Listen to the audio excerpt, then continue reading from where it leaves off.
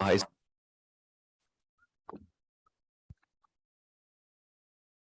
Medford High School for its incredible staff and student body. This year has started at a great note, and we are excited for the coming months and events that will take place. My peers and I are eager to speak about any problems in the school environment, as well as start discussions for changes that are needed to improve the quality of our school. We hope to gain knowledge about important matters, and we are honored to be able to participate and attend the school committee meetings for this year. This is an amazing opportunity for us, and we hope to get as much out of this experience as possible. Thank you.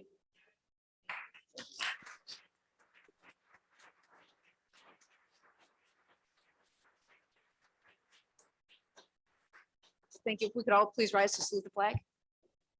I pledge allegiance to the flag of the United States of America and to the republic for which it stands, one nation, under God, indivisible, with liberty and justice for all. Thank you. We have number 3, good of the order. Member McLaughlin. Thank you. I just wanted to, for good of the order, since it's the first meeting of the month and we typically have it. Last year, we talked about setting some goals for school committee. And I just want to think about, put it out to my colleagues about what we want those to be and when we can schedule a time to discuss what they will be. We have number 3, good of the order. Member McLaughlin. Thank you. I just wanted to, for good of the order, since it's the first meeting of the month and we typically have it. Last year, we talked about setting some goals for school committee. And I just want to think about, put it out to my colleagues about what we want those to be and when we can schedule a time to discuss what they will be. We have number 3, good of the order. Member McLaughlin. Third time's a charm. Thank you. I just wanted to, for good of the order, since it's the first meeting of the month and we have it. Last year, we talked about setting some goals.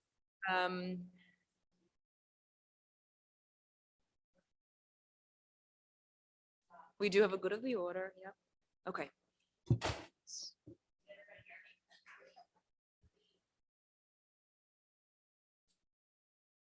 No.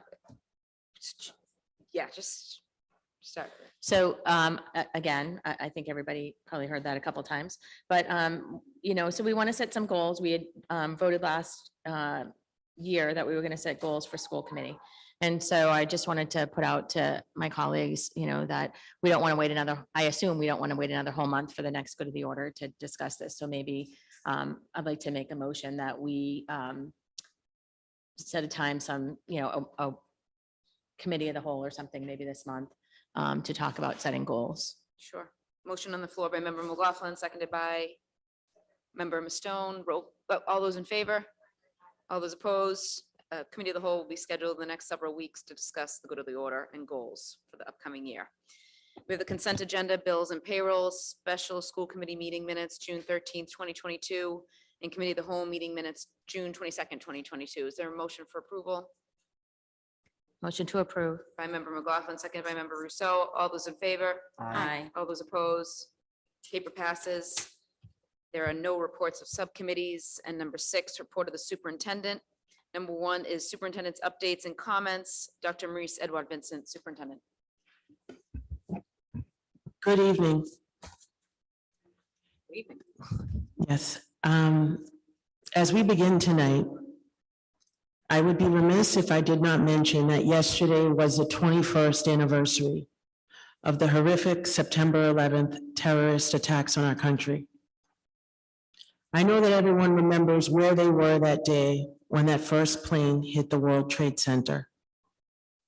Despite the unspeakable pain and loss, we will always feel at the deaths of over 2,900 people.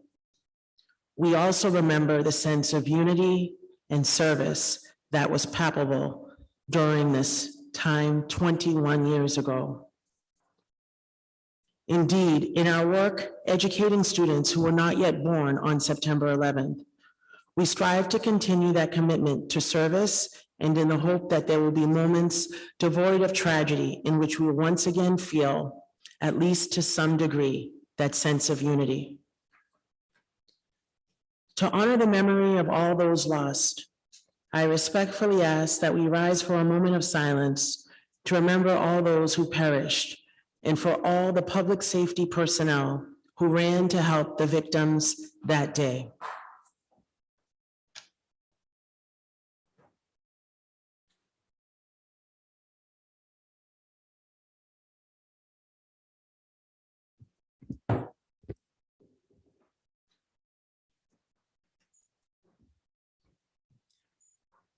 And sadly,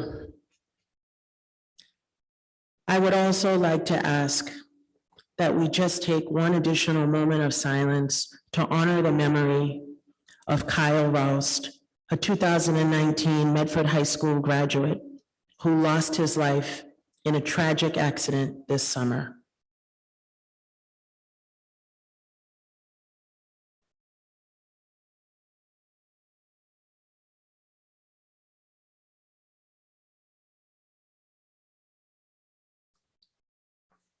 Thank you.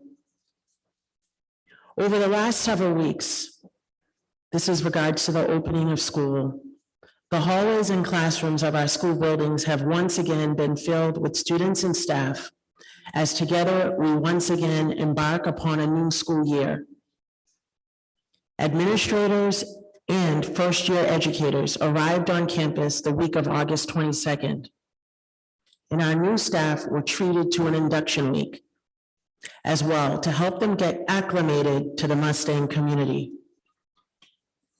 Induction week this year included a tour of the city of Medford, in which our new colleagues visited Tufts University, the Royal House, and the slave quarters, and the brand new Medford Library. After the library, the group was welcomed to Medford by Mayor Brianna Longo-Kern. There will be a more detailed report next week from Dr. Riccadelli. If the last few school years have taught us anything, it is that the partnerships we enjoy as a school are critically important to the execution of our mission. I would like to take this opportunity to recognize several different invaluable partnerships that make it possible for us to do this work. First, our most sincere thanks goes to our Members Plus Credit Union for providing 100 filled backpacks for our students, and to Wegmans for providing additional school supplies for our middle and high school students. Second, I would like to note the generous donations from Tufts University, Herb Chambers, Simple Fare, and East Cambridge Savings Bank. Because the Medford Family Network's Night of 10,000 Lights had a wonderful fundraiser at Wrights Pond this past Saturday evening, and due to generous donations of our partners, that event was able to take place. Thirdly, I wanted to share, as we announced last week, that the Medford Public Schools has reached tentative agreements with 3 of our bargaining units, representing administrative assistants, carpenters and maintenance personnel, and school nurses. We are grateful to each of these groups for their commitment to the district, and will be submitting those tentative agreements to the school committee for your final approval in the coming days. In addition, as we announced last week, and with the unanimous support of the school committee, we have declared an impasse in our negotiations with the Medford Teachers Association in order so we may petition the Massachusetts Department of Labor Relations to assign a neutral mediator to assist toward a resolution on a successor agreement. These decisions will be discussed later in the agenda in our labor update. But to be clear, the declaration of an impasse in no way constitutes the district walking away from the bargaining table. It instead means we are looking to engage in this negotiation with the assistance of a mediator in the hope of expediting a resolution.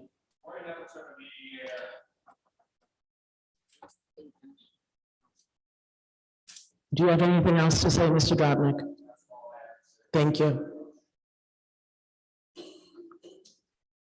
Finally, there are a few reminders and updates that reflect what a busy time of year this is for our Mustang community. Fall sports season is in full swing, and we wish all of our athletes well. Our Mustang football team began their season this past Friday against Arlington. We do encourage all community members to check out our sports schedule to support our student athletes. This week, Medford Special Education Parent Advisory Council hosts its first virtual meeting of the new year on Wednesday. Sunday, Mustang alum Dave McGilvery's inaugural Run Medford event will be held. CCSR and Power Kids were selected as beneficiaries of this race. On September 24th, at Hormel Stadium, the Mustang Band will host and compete at the New England Band Competition.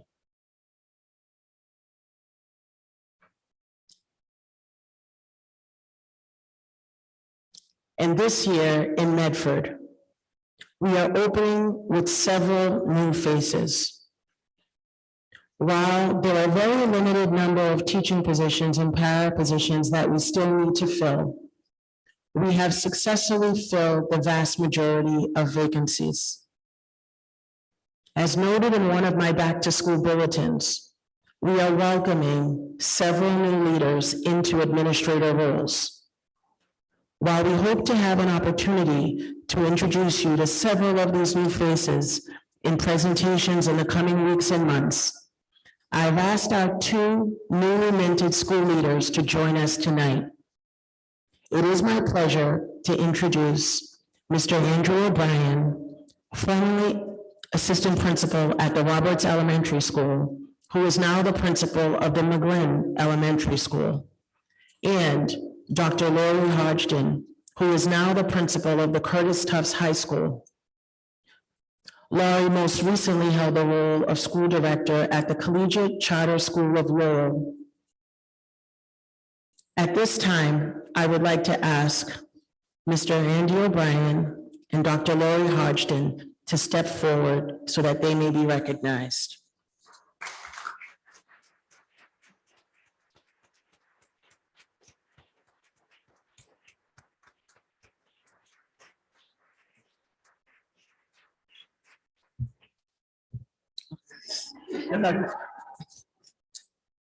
Thank you. Thank you. Those are my remarks. Thank you, Dr. Edward Vincent. We have number 2, opening report on transportation operations. Mr. David Murphy, Assistant Superintendent of Finance and Operations.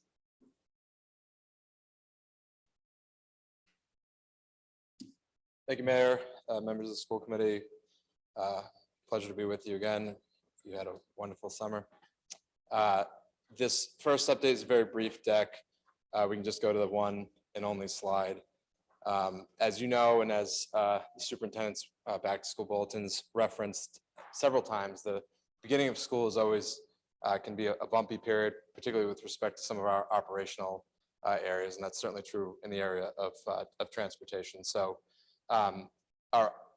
the operations and transportation update to some degree are going to blend together, because a lot of the operational challenges that we're facing currently at the beginning of this school year and historically at the beginning of every school year relate to transportation issues as well as school safety issues. So I will say to summarize at a very high level, we've had a generally successful opening of school with respect to on the operational side. That's certainly due in no small measure to staff members, teachers, paraprofessionals, custodians, administrative assistants, and everyone else in our various school communities who have helped us to get off to a pretty efficient and pretty smooth start.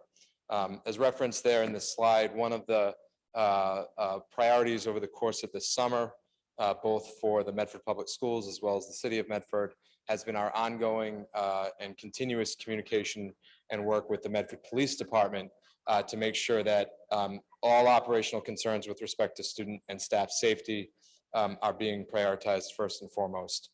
Some of those are adjustments and things that we can speak publicly about. Others, as we've talked about in this forum many times before, are items that we wouldn't necessarily discuss in public, but I can commit to you that they are being prioritized, and there's work taking place in each school to make sure that safety is where it needs to be on our priority list.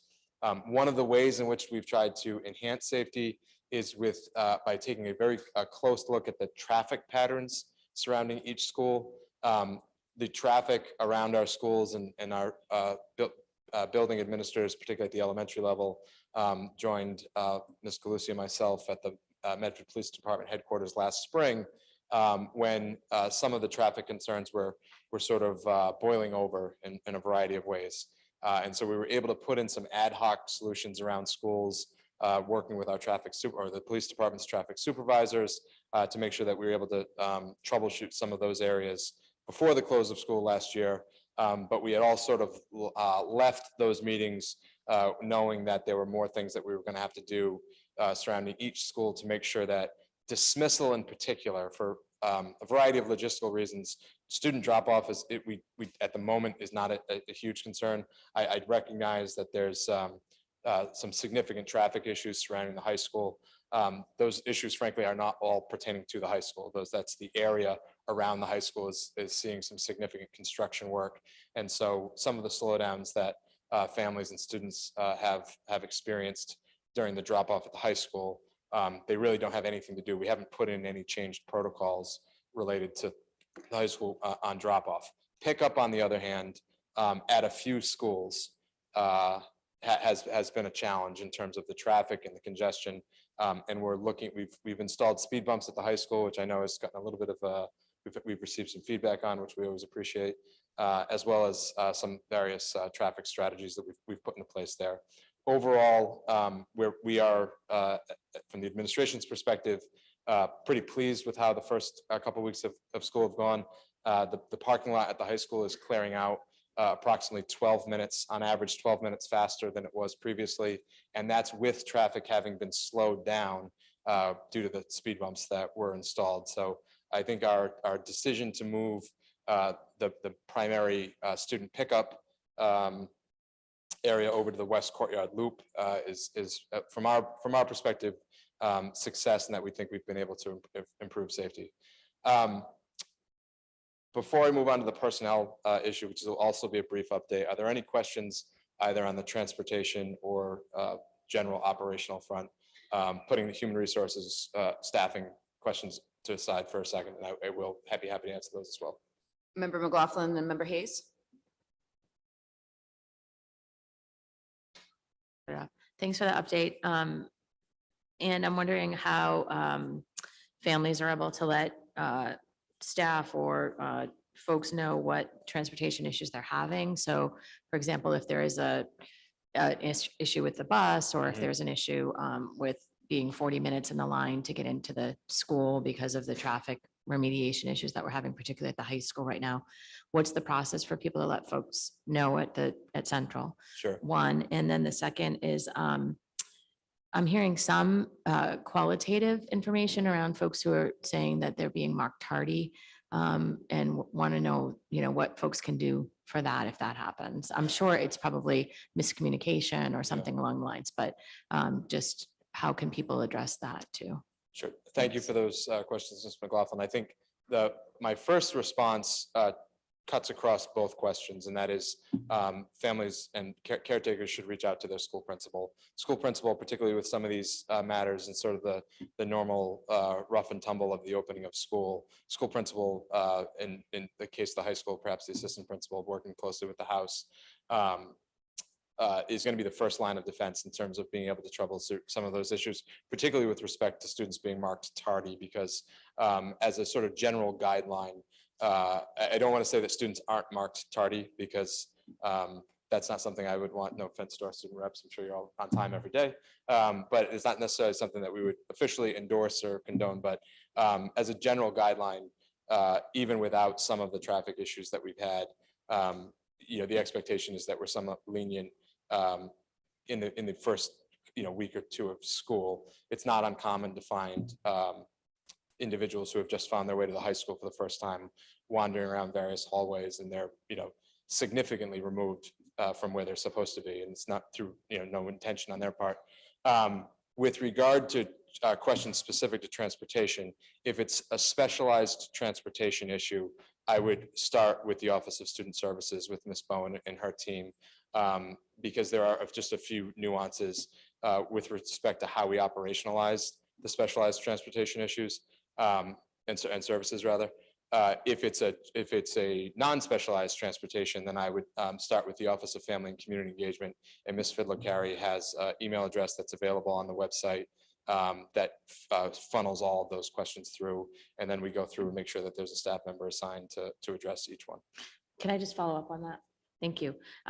Thank you. So I'm wondering if it's on the website too, just in terms of like explicitly around transportation issues that folks know. Thank you. That's helpful. Yep. That folks know who to contact and how. And so I'm also thinking about instances where we have, students who are out of district, if it's a non-school day in Medford, but it's a Yeah. school day in the district that they're in. How are we addressing, that, especially if it's, 7:45 in the morning, folks aren't, is there a protocol that's sort of made aware to families either on the website or otherwise, and if there's not, can there be? Yeah, so thank you for that. That is an issue, as I think we've talked about here before, that has come up, and there have been some hiccups with before. We have put some protocols in place to make sure that the appropriate offices are reaching out to those families when there is some type of a change of some kind. I will double check that to make sure that that's as tight as we need it to be, because it's a protocol issue, but obviously the protocol is only as good as the execution of the protocol. Thank you. Ms. Hayes, Member Hayes.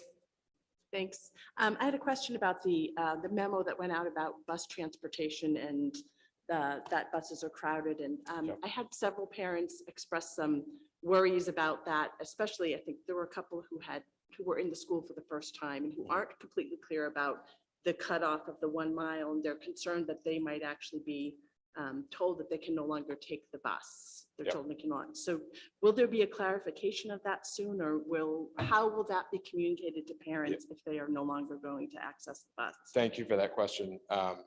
And I know this is a question that is on the minds of a lot of families. So just to back up for a moment, in the superintendent's weekly communication last week, we notified families that due to an increase in ridership, and the ridership has increased significantly with respect to students who have registered to take the bus. That increase is concentrated primarily at the Brooks Elementary School and at the 2 middle schools. We're not seeing a disproportionate increase at the other schools at the moment. But in those 2 areas, we are going through to look at each bus stop to determine if there were bus stops that at the elementary school are within the 1 mile radius that is our practice in Medford, or at the middle school within the 2 mile radius. Then it is possible that within the next week or so, Ms. Fidler-Carey or the school administrator will have to contact the families of students at that bus stop and let them know that with advance notice, that bus stop will be discontinued.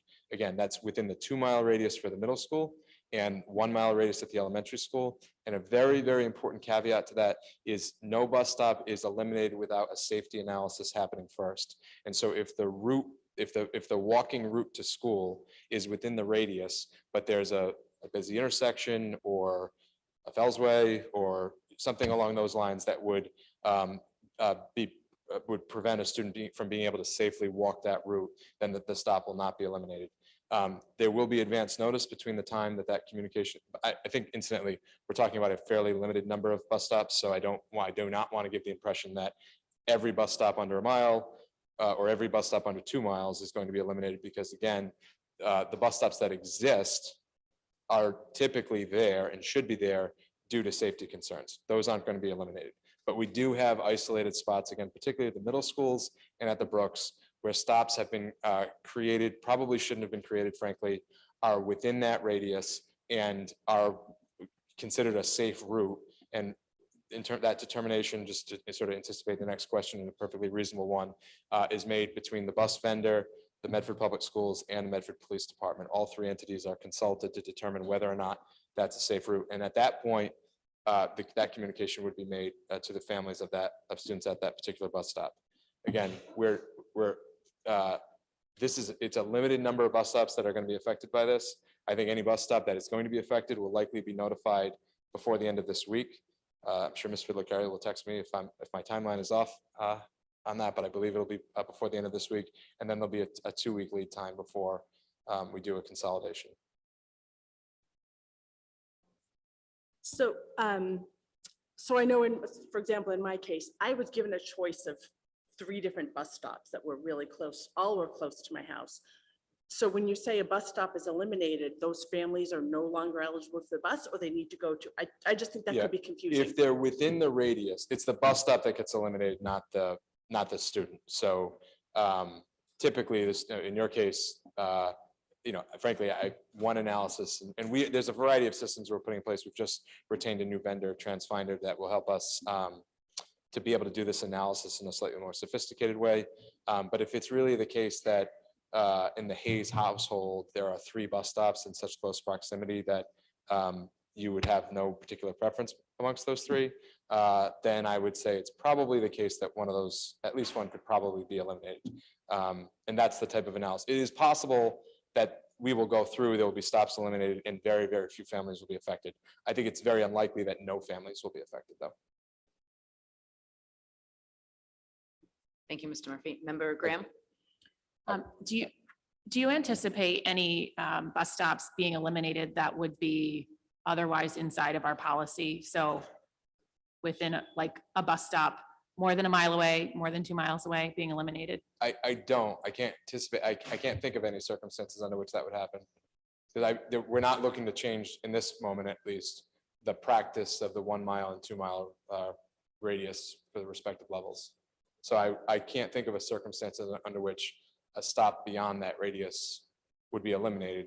I will say that part of what's challenging here is that, and if you recall, we dealt with this a little bit at the beginning of last year when we were sort of trying to upgrade the systems approach to developing our bus stops. There are bus stops that have been created historically in Medford that probably shouldn't be there, either because they're in close proximity to the school or they're transporting students to schools outside of that actual zone. And obviously I'm referring to the elementary schools. That is a practice that we are looking to reduce and then eventually eliminate. And I would anticipate that we'll be coming before the committee shortly with a policy recommendation related to intra-district transportation for students who have received intra-district transfers. So students who are going to an elementary school but not in that elementary school zone don't have any specialized transportation needs specifically identified, but have historically for some reason been provided transportation. We've been sort of working on these on a case-by-case basis over the course of the last year. And in part because when we came before you with a policy recommendation, it was our hope to have as few families as possible negatively affected by what we hope will be the new policy. And I think thanks to the work of primarily Ms. Fiddler-Carey, we're in a better place now to bring that recommendation before you. And I would anticipate we'll be doing so relatively soon. And our bus contract is up at the end of the school year, is that correct? Yes, it is. Okay, so I think we've talked a number of times about whether 1 mile and 2 mile, particularly the 2 mile radius issue, is the right radius for our students. And I would submit the traffic going into Medford High in the morning, maybe as an indicator that buses might help, but just try to think through when does the committee need to provide guidance to all of you about what changes, if any, should be made so that they can go into an RFP so that they can be posted, because we were not given that opportunity the last time around, and this was before your time. We were just told, here's the contract and we got to sign it. So I think there probably are transportation considerations that we should think about before the RFP goes out. I don't know what the right timing is for us to have that conversation. I would say not the end of the year is my first response. And our retention of the Transfinder vendor is in part so we can provide a data-based analysis to determine if you were to change that policy, what would the implications of it be? Now that it's always fluid, obviously, because sometimes there are more students in one area than another, and there are some challenges that stem from our current zoning of elementary schools. That is an issue that's obviously well beyond the scope of the transportation consideration. But it is my hope that through TransFinder and the TransFinder expertise that Ms. Fiddler-Carey is accumulating, that we'll be able to provide some more data-based recommendations to you when that time comes up, which I would hope that we would be having that conversation. I'm going to say in the fall, but by the fall, I mean before December. I definitely do not mean the next couple of weeks. Okay, thank you. Thank you. Member Rousseau? Thank you.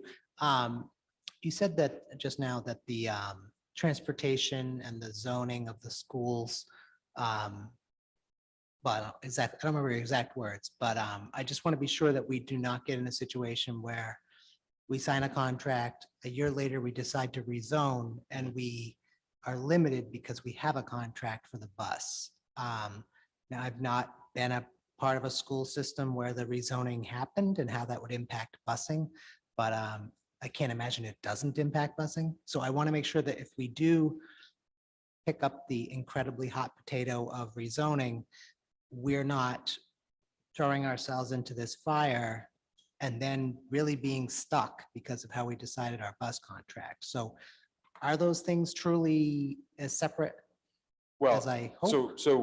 what I said was that when we bring forth analysis on the transportation, based on the transportation data, so that we can decide on routes and what we want to put into an RFP, that there may be some existing challenges that stem from our current zone situation that is going to be beyond the scope of our considerations with respect to transportation.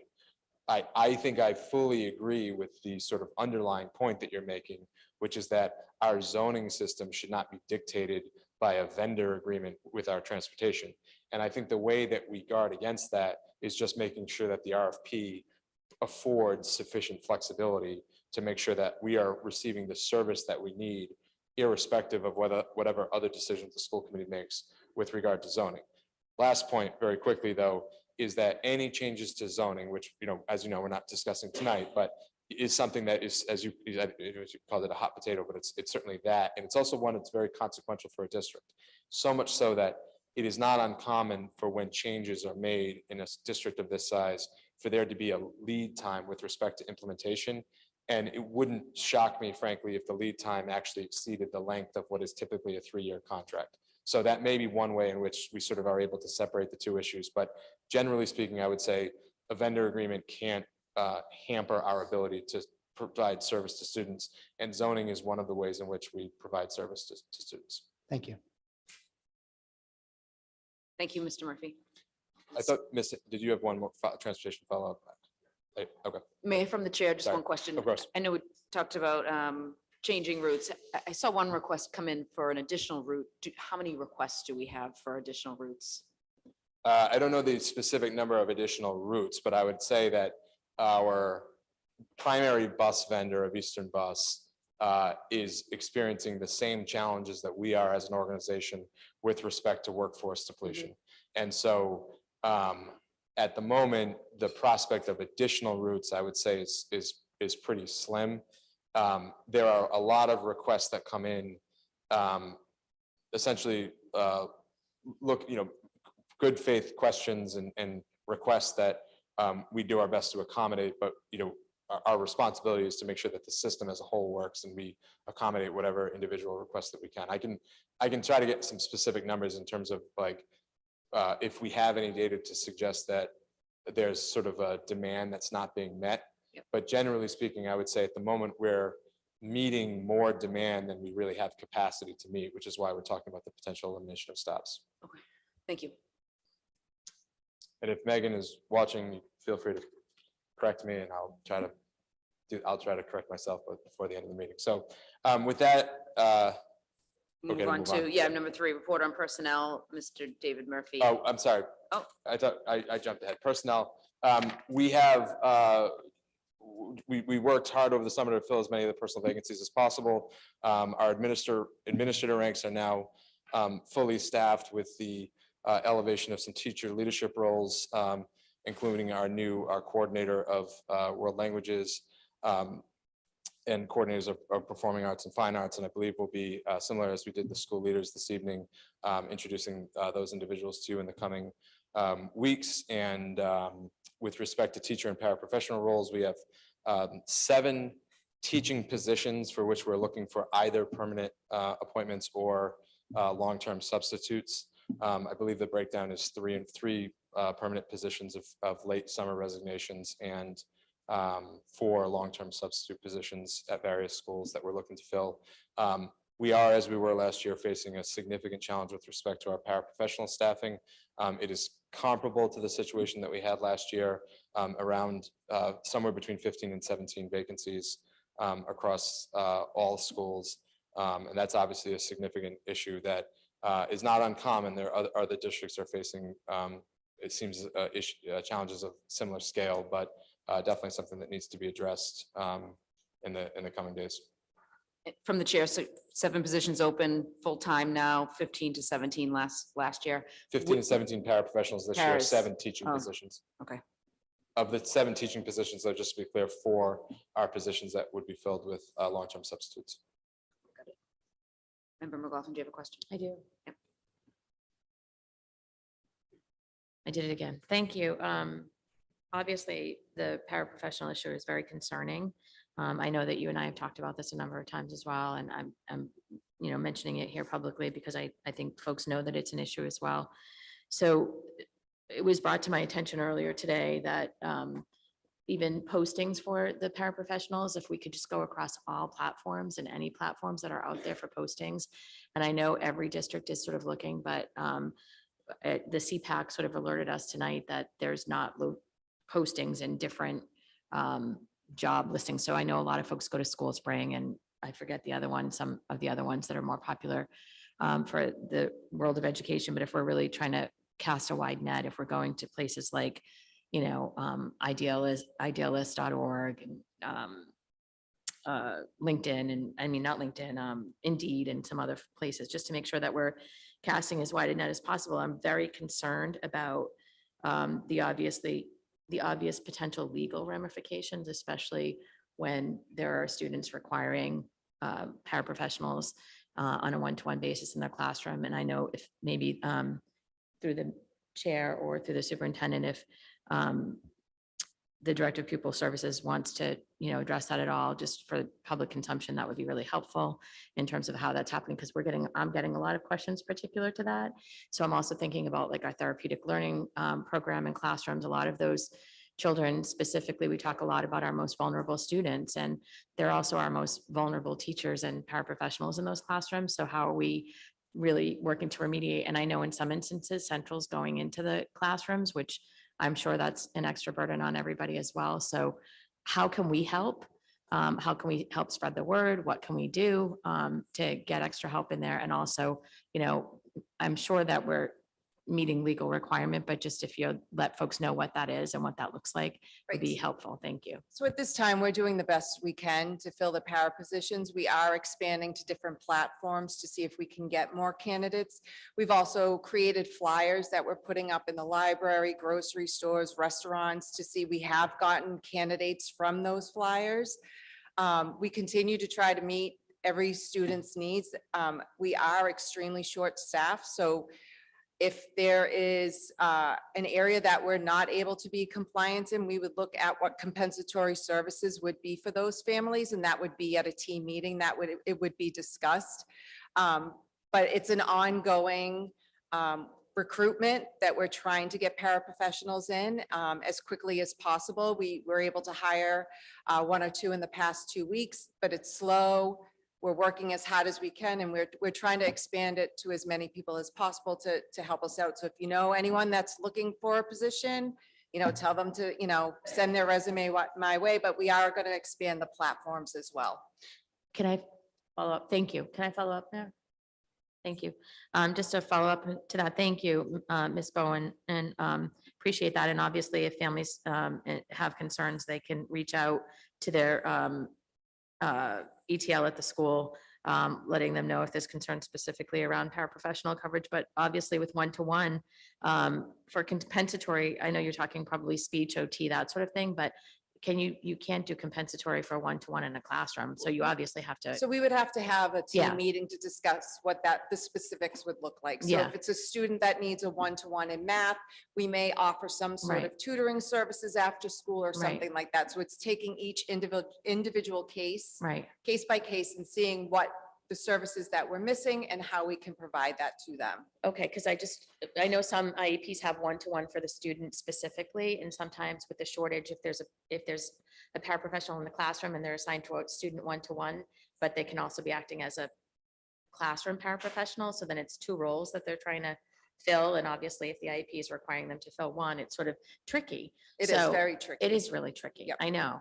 And so I want to make sure that everyone's aware of how tricky this is, because we really, really, really, need people to help support us in these situations and to figure out what we need to do. And then, do we do exit interviews at all with folks like that? If we have high attrition with our paras, are we doing any exit We interviews? certainly, we try to, but I can't say that it's 100% because people leave with various timelines under various circumstances. So as a general rule, I think it's a good practice. Yeah. If I could just follow up quickly on the platform issue.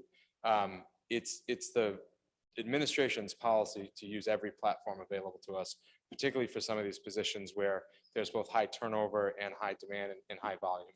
So I am familiar with the email that you've referenced, and it is something that I've asked my staff to follow up on to see if sometimes there are postings that expire, and if we don't catch them, then we need to renew them. But it's, as a general rule, the postings are up across a variety of platforms. And again, for the situation with respect to the paras, that's necessary because we obviously need to cast as wide of a net as possible.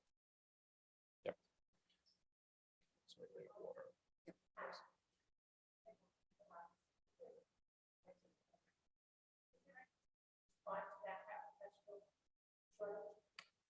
I wouldn't mind finishing the report, but after that, I would.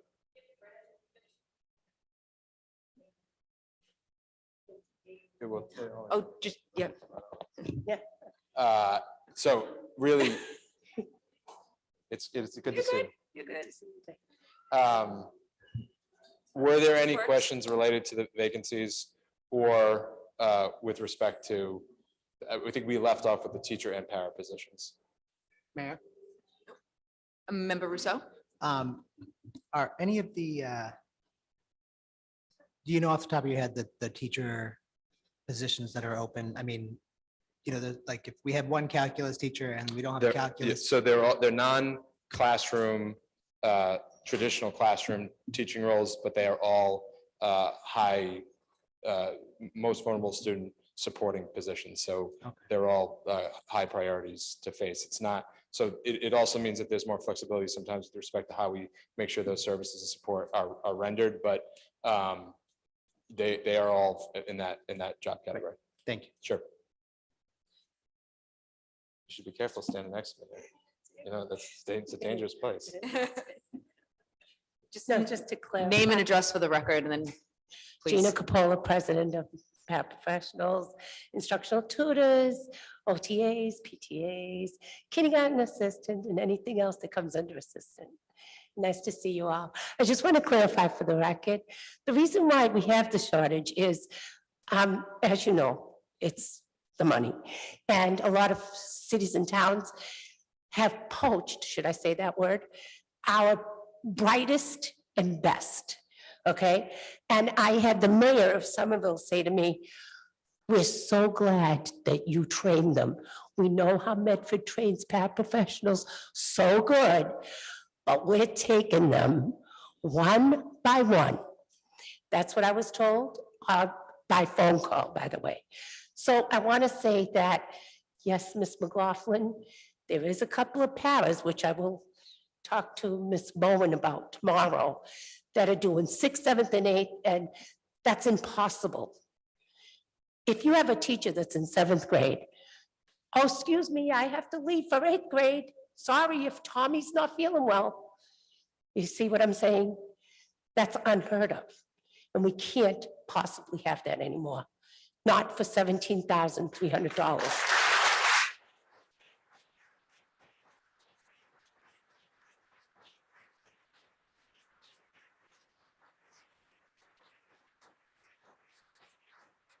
Thank Thank you. I appreciate, Dr. Vincent, I appreciate you. I appreciate you too, David. And I'm always happy. I appreciate everybody in Medford. I grew up here as an immigrant. My father made all the playgrounds for free. He didn't take his construction company, did not take a dime. I'm giving back whatever I can. I'm working for nothing, only because I can, okay? But there's women, I feel so bad. I mean, I had to loan somebody $500. It's like breaks my heart, you know? And I bring food. I have to bring food, I have to bring diapers, I have to bring this, I have to bring that. Sometimes I'm so tired myself. I'm beat today. I really am, because a couple of people have COVID and I covered 3 or 4 of their classrooms. But then who lost out? You know, some kids did lose out because I had to help. So the thing is that you want highly qualified. You must pay highly qualified. You cannot.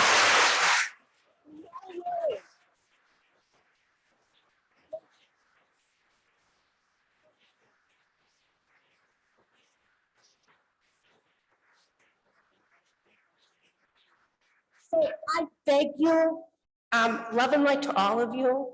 I really want a peaceful table. I really do. This cannot be a fight.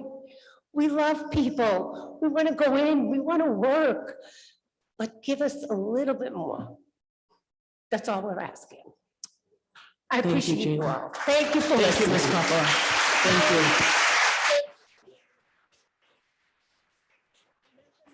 And thank you for bringing it up. I really do appreciate you that you asked for us to see where this employment is going. I had 120 members, I have 74. Thank you. Our kids need you. Our kids need you. And you. 74. Yeah, our kids need Your you. kids are losing. I know. And thank you. We appreciate Yeah. you. Thank you. Thank you all. Thank you for listening. That's David's one.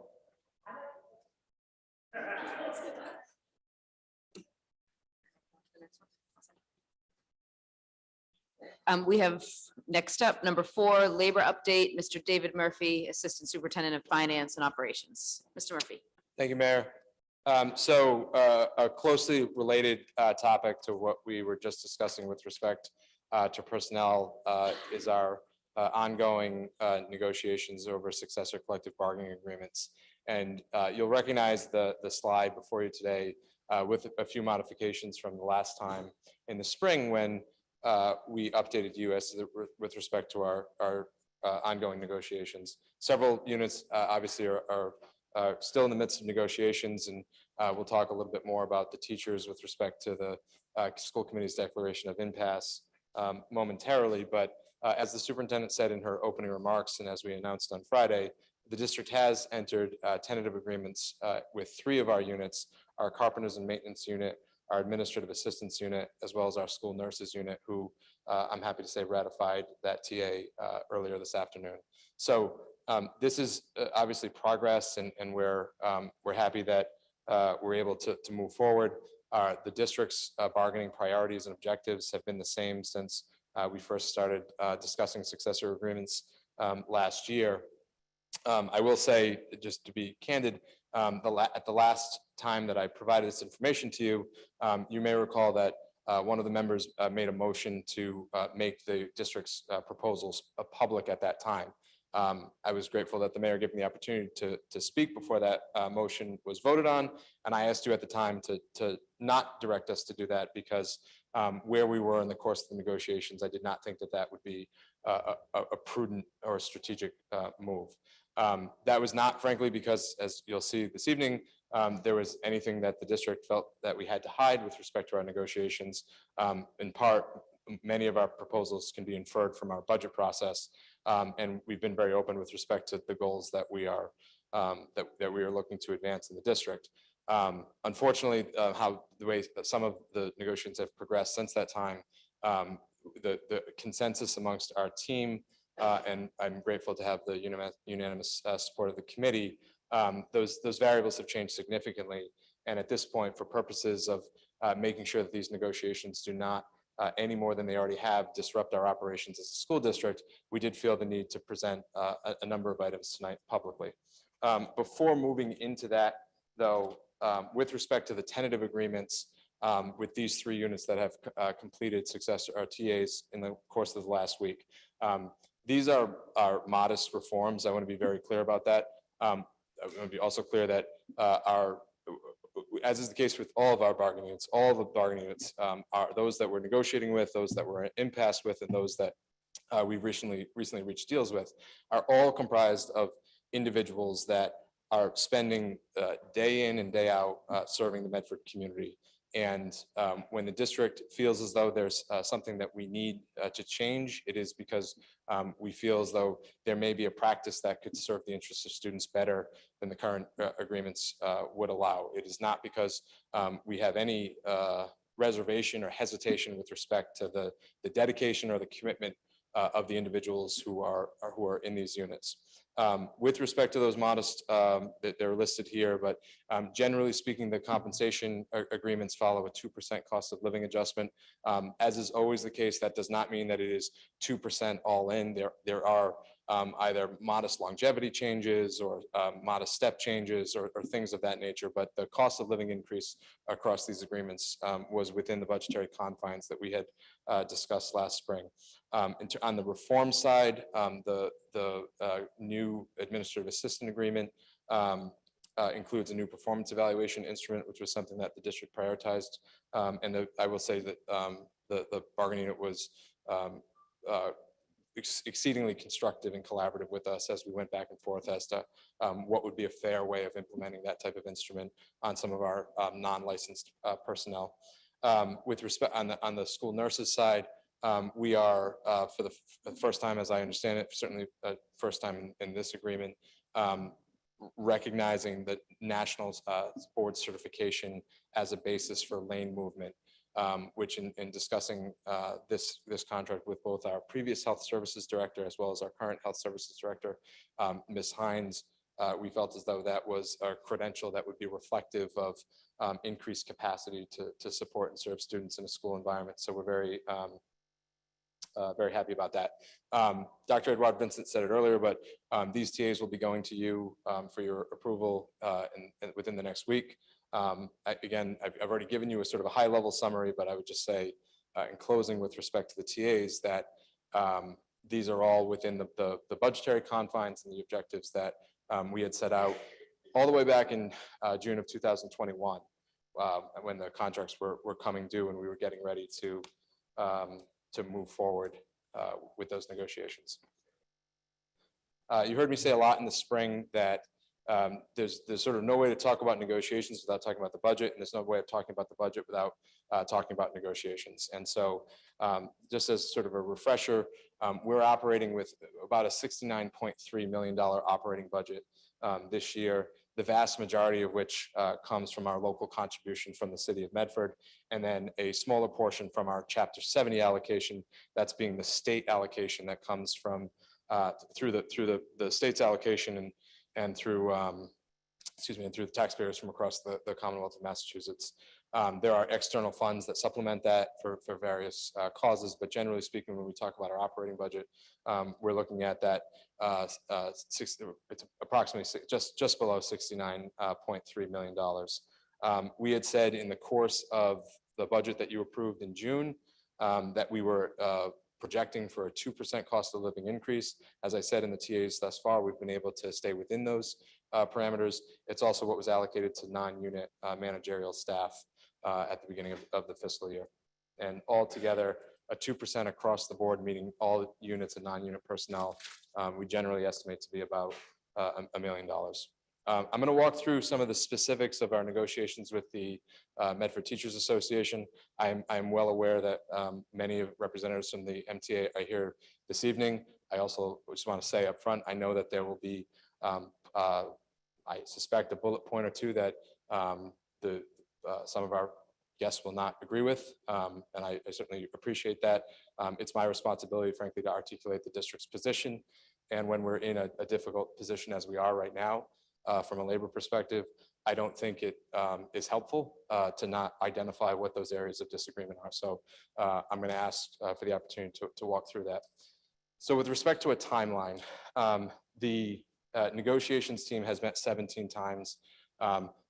This is not, I just want to be clear, this is not a criticism, but it was the MTA negotiating team did ask to not meet during the previous summers. Again, that's not something that the district objected to, but with respect to the timeline, which I know has absorbed a lot of conversation, has garnered a lot of attention, that was a decision that was made at that time.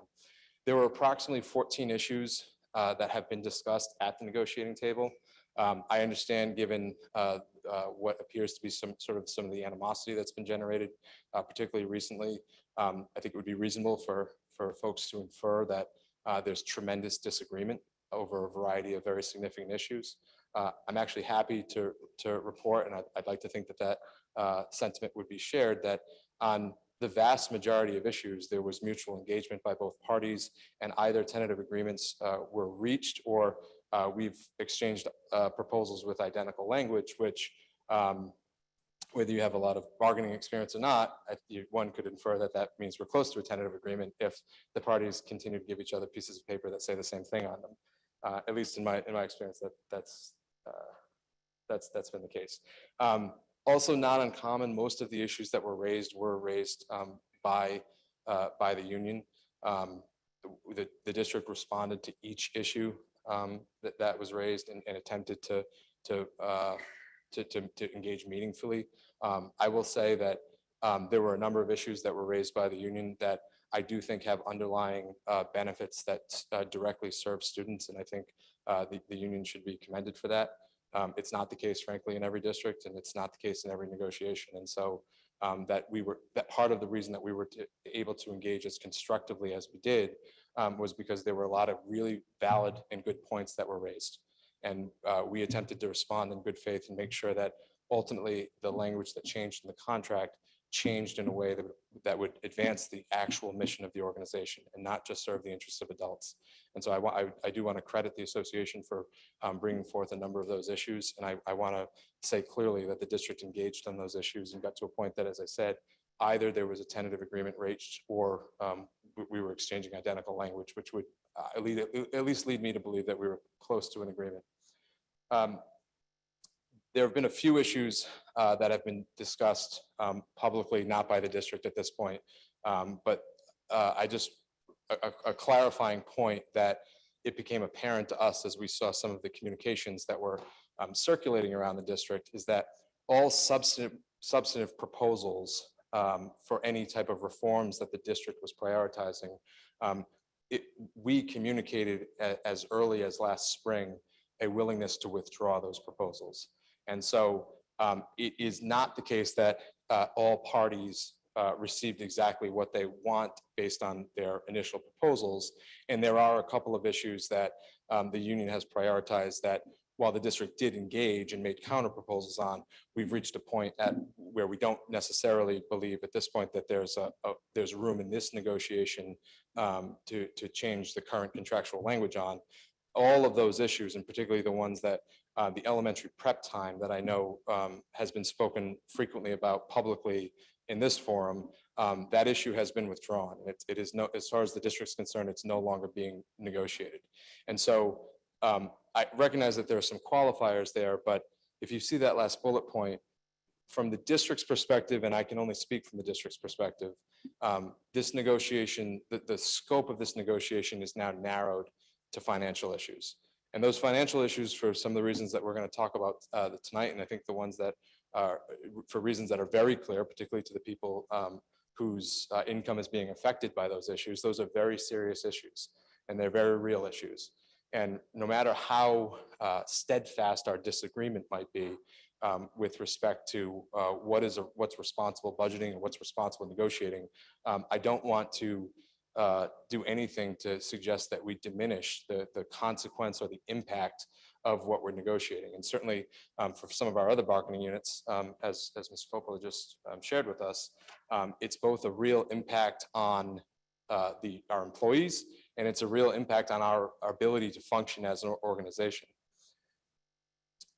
with that said, I do need to walk through the proposals that have been exchanged, because I don't believe that we can have appropriate context for where we are now without understanding how these negotiations have progressed.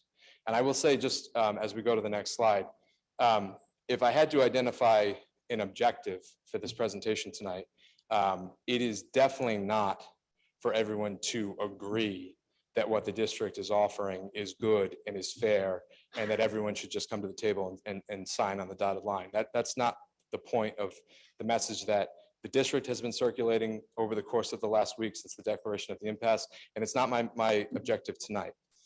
However, I do believe that in looking at what the district has proposed, in the context in which we've proposed it, it is unreasonable to say that these proposals are inherently disrespectful.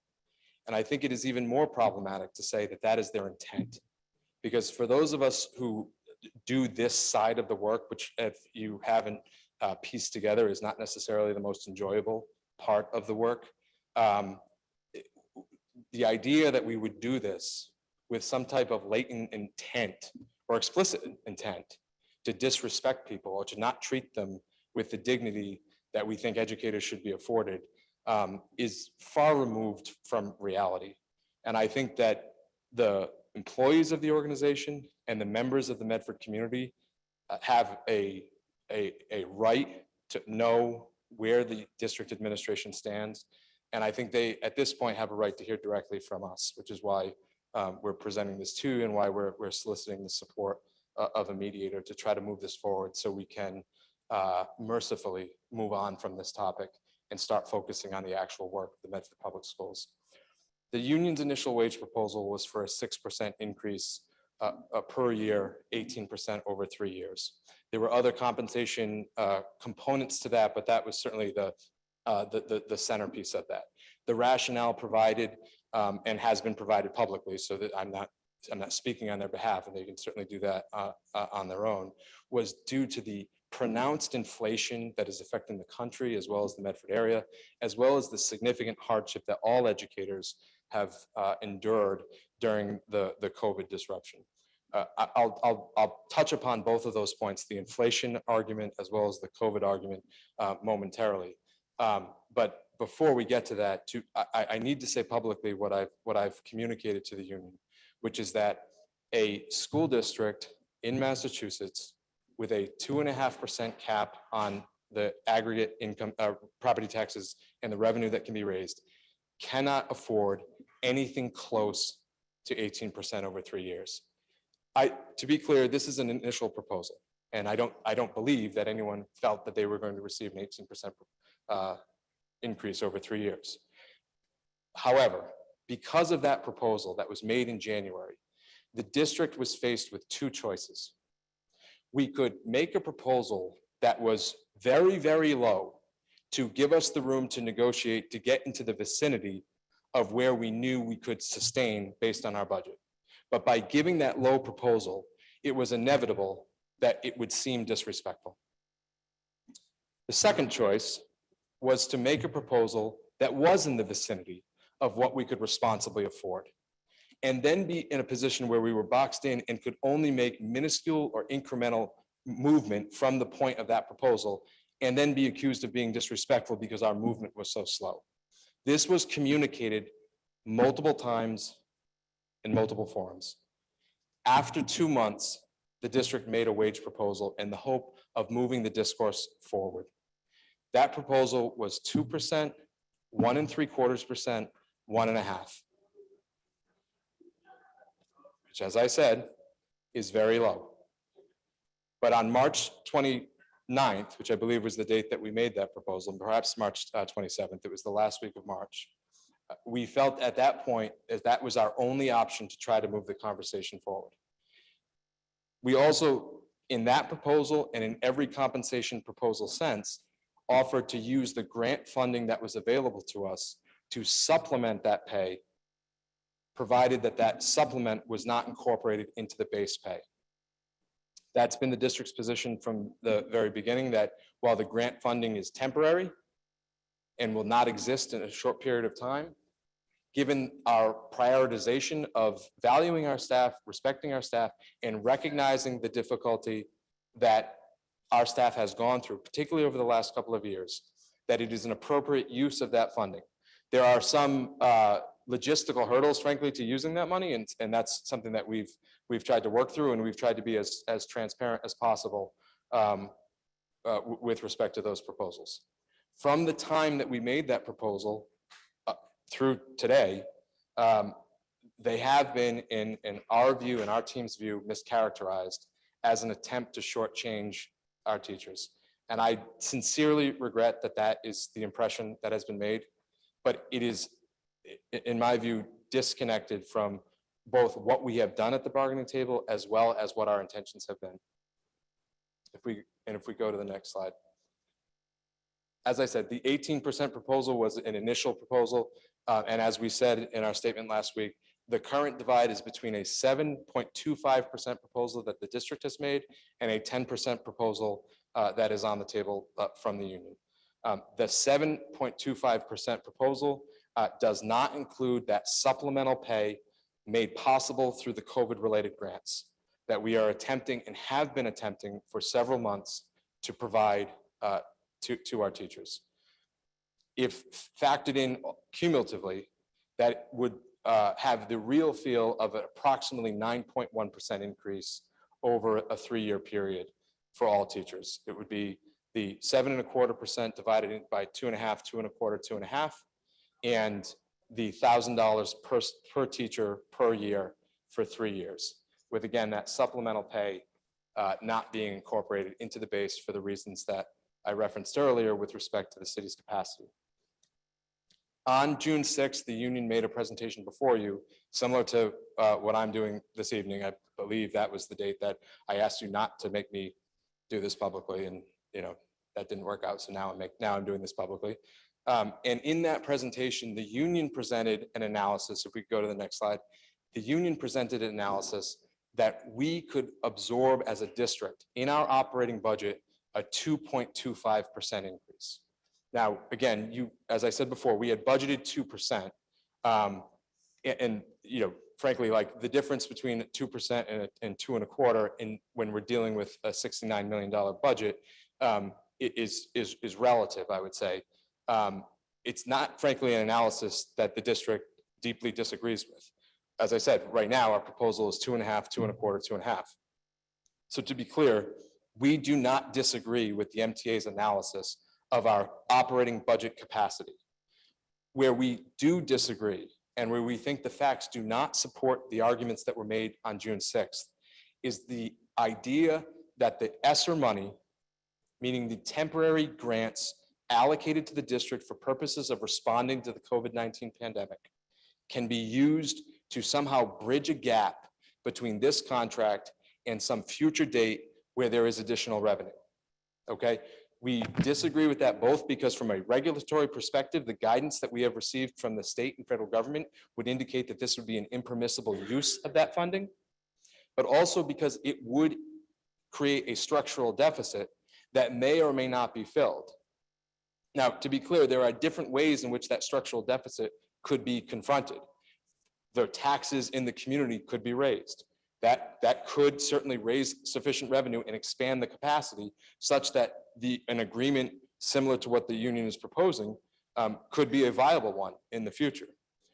But to that argument, I would say that I think it's a disservice to the community to enter into a contract that we know we can't afford and then tell the members of the community that we should raise their taxes in order to fund the agreement. That's backwards, frankly. And I would say, and again, I try not to reference this too often, but having sat in a chair very similar to yours, I can tell you that it is not an argument that a community typically responds well to, and I think understandably so.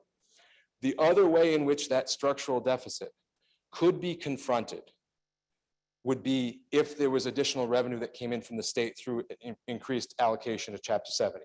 And as I take the union's presentation from that night, I believe that is what they are essentially predicting. And to be clear, they may be right about that. But similar to how it would be out of sequence to enter into an agreement that we know we don't have the capacity for locally, and then tell residents that they have to fund it. It would also seem unorthodox at best to enter into an agreement that we don't know with certainty is going to be funded by way of those state revenues. It is certainly the case that the state has committed in various ways to increase its chapter funding allocation. But as those of you who were here when the Student Opportunity Act passed, Medford is not necessarily a principal beneficiary of those increased revenues. And in addition to that, as I said at the beginning of the presentation, our budget is comprised primarily of a local contribution. So an increase in Chapter 70 funding does not benefit the Medford community in a way that that analysis might carry more water in other communities that are more, that benefit more from the state's Chapter 70 formula. So to sum up, sort of, if we go back just one slide, Dr. Cushing, thanks. If we could summarize this disagreement, I hope one that we can have respectfully. It is the question of whether temporary grant funding can be used to increase base pay. It is the district's position that it both cannot be and that it should not be. But that is not to say that we don't have a responsibility to find a way to fund a competitive increase. We do. We do have that responsibility, which is why we have put on the table a 7.25% increase over 3 years. And then in addition to that, supplemented each teacher's pay with $1,000 per person per year for through the COVID-related grants. On this slide, you can see these are all of the wage proposals that the district has made. And again, I think that it is certainly the case that every teacher, every community member has a right, as the union does, to say this is insufficient, and we're just not going to accept that. I think it is our professional responsibility, and sort of common sense would say that we have to respect that. But I do believe that if we look at these numbers in this context, the suggestion that somehow this is an intentional ploy by the district to demonstrate disrespect, I think is an untenable position. And I would ask members of the community, as well as people in the organization, to make their own judgment about that, as to exactly what intent or what motive the district would have to try to insult the people that are spending hours every day trying to move the children of this community forward in their lives. I don't know why we would want to do that. And I think if we can't spell out a rationale, then perhaps there's a factual problem with that position. At the bottom here, just to make clear, these increases that we're proposing, the 7.25% cost of living adjustment that would be incorporated into the base over 3 years, which exceeds the amounts for the previous 3 collective bargaining agreements in Medford, as well as the $1,000 supplemental pay per person per year. In addition to that, the district has proposed, and in some cases, the district actually did propose, increasing compensation with respect to missed prep periods, with additional classes that are being taught, as well as longevity payments, which we were happy to offer counter proposals on. So again, why is it that we feel as though we now have to make this information public? Because the rhetoric and the threat of job actions have gotten to a point where we are concerned that it could be disruptive to the organization. And it is our hope that through the use of the state mediator, we will increase the chances that we can get to an amicable resolution as quickly as possible. There's a couple of more slides, and then I'll be happy to take questions. To sum up, with respect to the inflation argument, everyone in this room is being affected by inflation. And certainly, I don't mean to suggest that everyone in every income bracket is affected equally. That's certainly not true. Certainly not true. But it is the case that inflation is a real problem, and it's having a real impact on people's lives. The question is, what organizations and at what level of government do we have the capacity to actually fix that? And the reality is the Medford Public Schools lacks the capacity to fix inflation. And it is why we have a responsibility to act within the capacity that we do have. And that capacity is limited by the 2.5% tax levy limitation that is imposed on all cities and towns. And it's limited by the local state allocation that I referenced earlier. With respect to the argument over COVID-19 and the hardship that educators and others have, if we could just go to the next slide, thank you. Again, just like inflation, that hardship is true, that has happened, and to be clear, it's going to continue to happen for the foreseeable future. Public school systems, in all likelihood, will be some of the final entities to no longer be feeling the effects of COVID-19 because we have a generation of students who have had a detrimental impact on their education in critical years.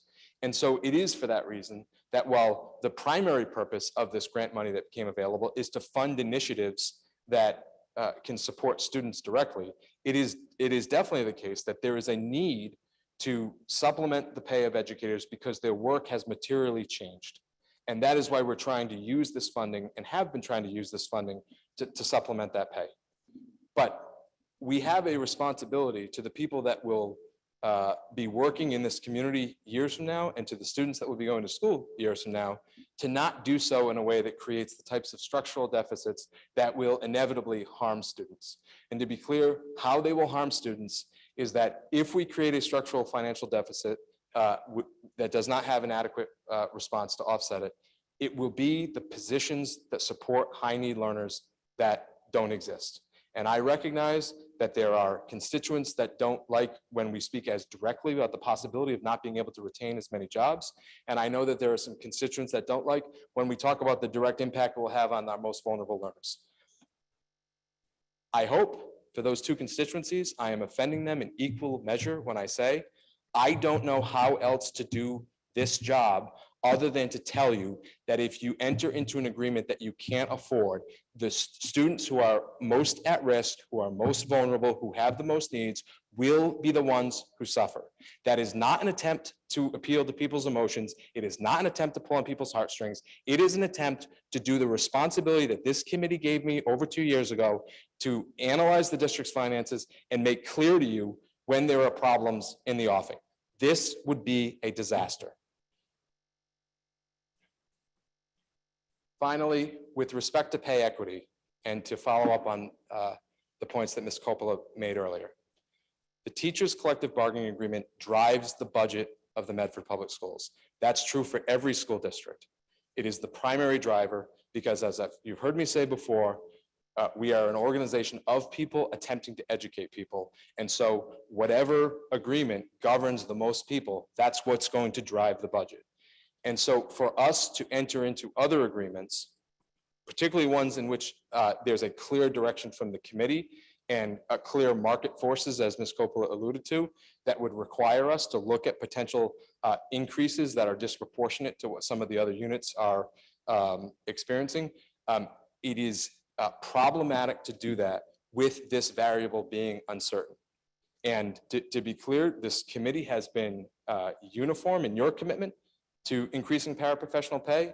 There has not been an iota of objection from this administration to increase paraprofessional pay. Common sense would tell us we have to increase paraprofessional pay. We want to increase paraprofessional pay. But to be addressing that issue in a significant way, to be clear, we could give them a 2% raise. That wouldn't cause a problem, but no one wants that. And we don't want to do that, okay? So if the question is, why is that agreement still outstanding? It is because the primary driver of the Medford Public Schools operating budget is still uncertain. And when that's not uncertain, the paraprofessionals will be the first priority with respect to instituting greater pay equity in the district. Finally, questions about why did we, at this point, declare an impasse? I've referenced several of these points throughout this, so I'm gonna breeze through this as quickly as I can. But we did everything we could as a team to keep these negotiations confidential and to try to move the discourse forward. But when it got to a point when there were clear threats to disrupt the district's operations, multiple threats with respect to planned job actions, and repeated assertions that the district administration is somehow trying to disrespect our employees. We felt as though, coupled with the fact that there wasn't anything left at the bargaining table, in our view, to negotiate other than the finances, we felt as though just continuing to sit across the table, or in this case, a Zoom screen, and stare at each other would have been a waste of, number one, everyone's time, and would have run the risk of delaying the competitive and sustainable wage increases that we'd like to institute. And so, not feeling as though we had any better options, we asked you to declare an impasse. Again, I'm grateful to you for doing that. And it is our hope that through the help of a DLR assigned neutral mediator, we'll be able to expand all of our creative thinking and try to get to a place where we can resolve this as quickly as possible. And then just the very final slide there. Pay equity is a priority for us. It's something that we want to do. There is a limitation in Massachusetts with respect to what is a legally permissible job action. It is our hope and expectation that those boundaries will be respected. Temporary grant money cannot and should not be used to increase base pay in the way that the union's June 6th presentation would suggest. And while, again, it's perfectly understandable for an individual in this context, given the inflation, given the COVID hardship, or whatever other reason, to say that the 7.25% increase that the district has proposed, as well as the supplemental pay that gets it over 9% per member per year, is not acceptable. If every union, every individual has a right to an opinion on that. But when that is viewed in comparison to area school districts, when it's viewed in comparison to historical collective bargaining agreements in Medford, and when it's viewed against both the district and the union's analysis of our operating budget, I think the suggestion that it is somehow an intentional offense, I think lacks a factual basis. And it's for that reason that we felt as though all of this information needed to be presented to you publicly. And with that, I'm happy to take your questions. Thank you, Mr. Murphy. Mayor, point Any of privilege. questions? Point of privilege, Member McLaughlin? I was just gonna ask if there's any way that the air conditioning can be adjusted. It's freezing. 69. I can. look Just a into little it. bit, if we can ask. Yeah, thank you. Thank you. Yeah. I'll look into it, yes. Any questions from the committee? No. Thank you, Mr. Murphy. Thank you. Yes. Ms. Thank you very much. Thank you, Mr. Murphy. Thank you. Charlene Douglas, 414 High Street, Medford, Mass. So this evening, I listened to Mr. Murphy, and I greatly appreciate the fact that he mentioned that we brought things to the table that we feel would benefit the students, which we clearly did. I also will be responding to the letter, and I'm not going to get into the details of everything, but I will be responding. The MTA will be responding to some of the accusations that have been made here tonight, including the one that stated that the summer we said no to negotiations. I want to make it perfectly clear, and I have an email.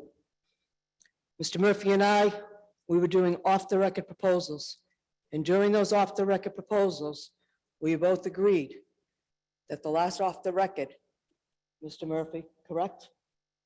What? Okay, do we not have off-the-record proposals, Mr. Murphy? Yes, yes. During those off-the-record proposals, well, they were in June. They were in June. They were in June. Correct? June 21st is summer, by the way. Anyways, in June, I stand corrected. In June, we had off-the-record proposals going back and forth. Mr. Murphy and I engaged in conversations going back and forth. Mr. Murphy and I were able to work through many things. During COVID, during many things, we worked together, okay? I don't know what happened, nor do I even want to analyze what happens, okay? But I want to say one thing. When you and I spoke at the very last off-the-record proposal that you presented to me and to us, and I won't say what it was here, but you said, this is probably the best you're going to get. And it's a simple yes or no, and we will not agree to negotiate over the summer. If you could adjust the chair, Ms. Douglas. Okay, so it was either a simple yes or no, and we will agree to not negotiate over the summer. In my correspondence to him, I wrote that, and if it was wrong, then maybe he should have corrected me and said that we didn't have a mutual agreement because it was a no to the proposal, and as mutually agreed, we would not negotiate over the summer. That was a mutual agreement. I have that email. I can send it to you. I am tired of being accused of saying things that I don't say. I don't want that happening. I do not. I have a responsibility as the president of this union. I represent 489 members. I'm not up here. It's not about me at all. It's about the members of this union. And they are here tonight. Last time, I never spoke. I let them speak. And as a body, we asked every single one of you to come to our negotiations. You continually choose not to do that. Ms. Douglas, if I may. But I just going to say, I'm Yeah. going to make a real quick point. So you continue not to do that. Then you vote for an impasse. We do not believe we're impasse, but we will address that also. I'll let other people speak, but I'm going to be perfectly honest with you. I do not lie. I am very forthcoming, and every one of you have known me for many years. And if you can show that I am a liar, or that I put out, the facts were there, what he said, exactly. We were looking at Chapter 70 money. That's what we proposed. We did see the 2.2 in the budget. So whatever he said, that was my proposal. I have nothing to be ashamed of. That's exactly what I said. Thank you.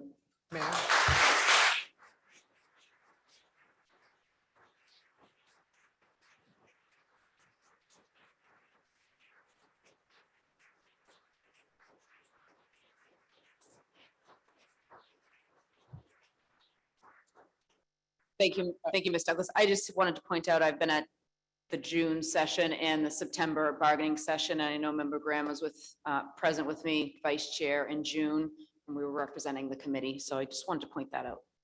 Thank you, Mayor. I won't be.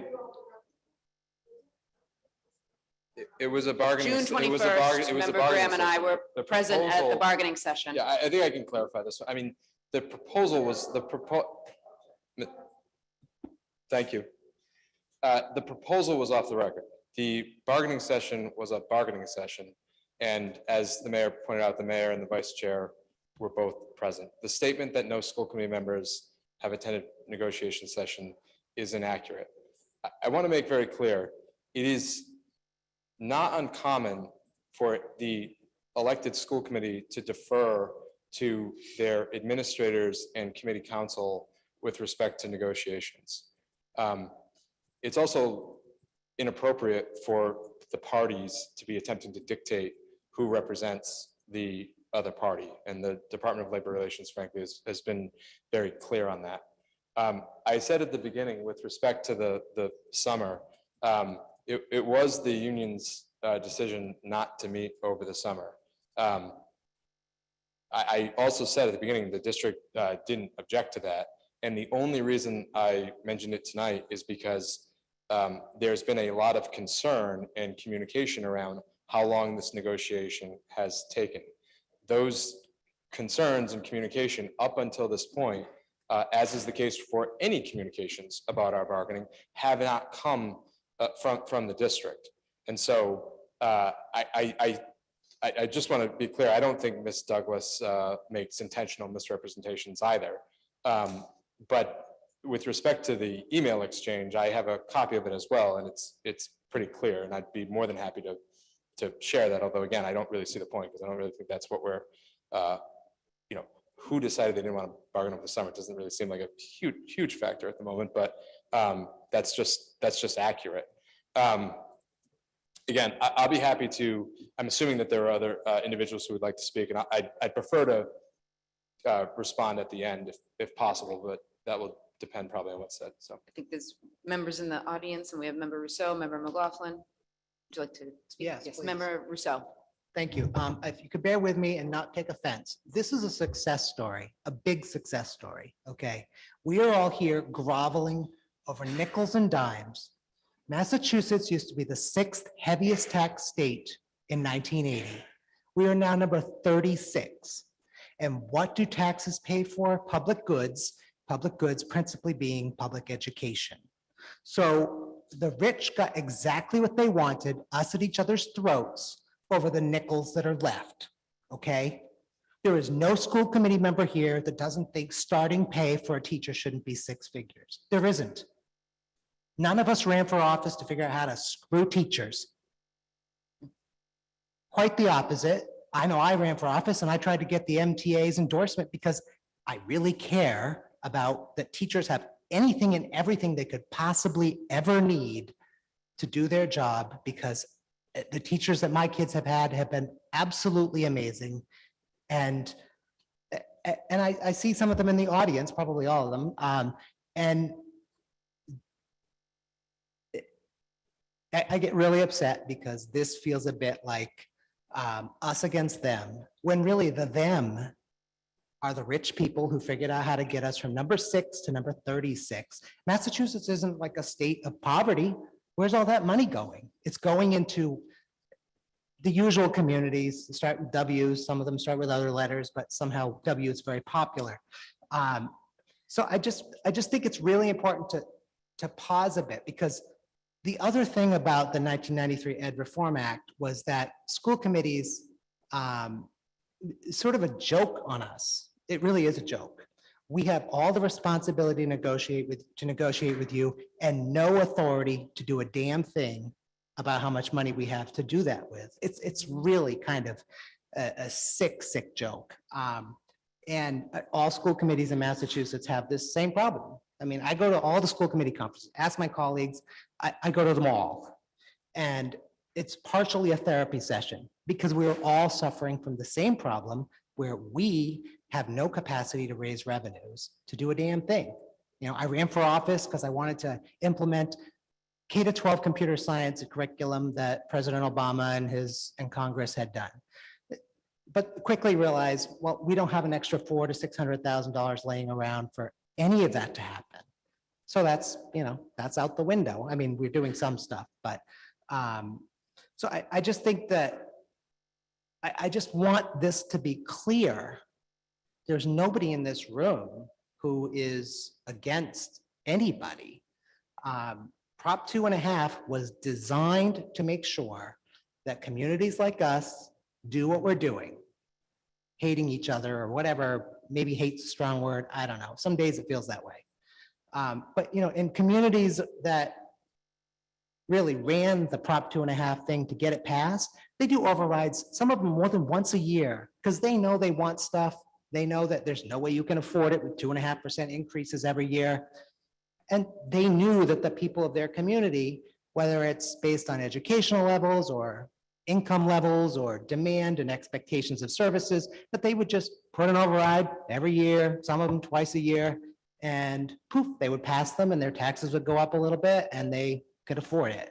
So I don't envy any elected official, any teacher, and frankly, any resident of a regular community. And Medford, I think of as a regular community.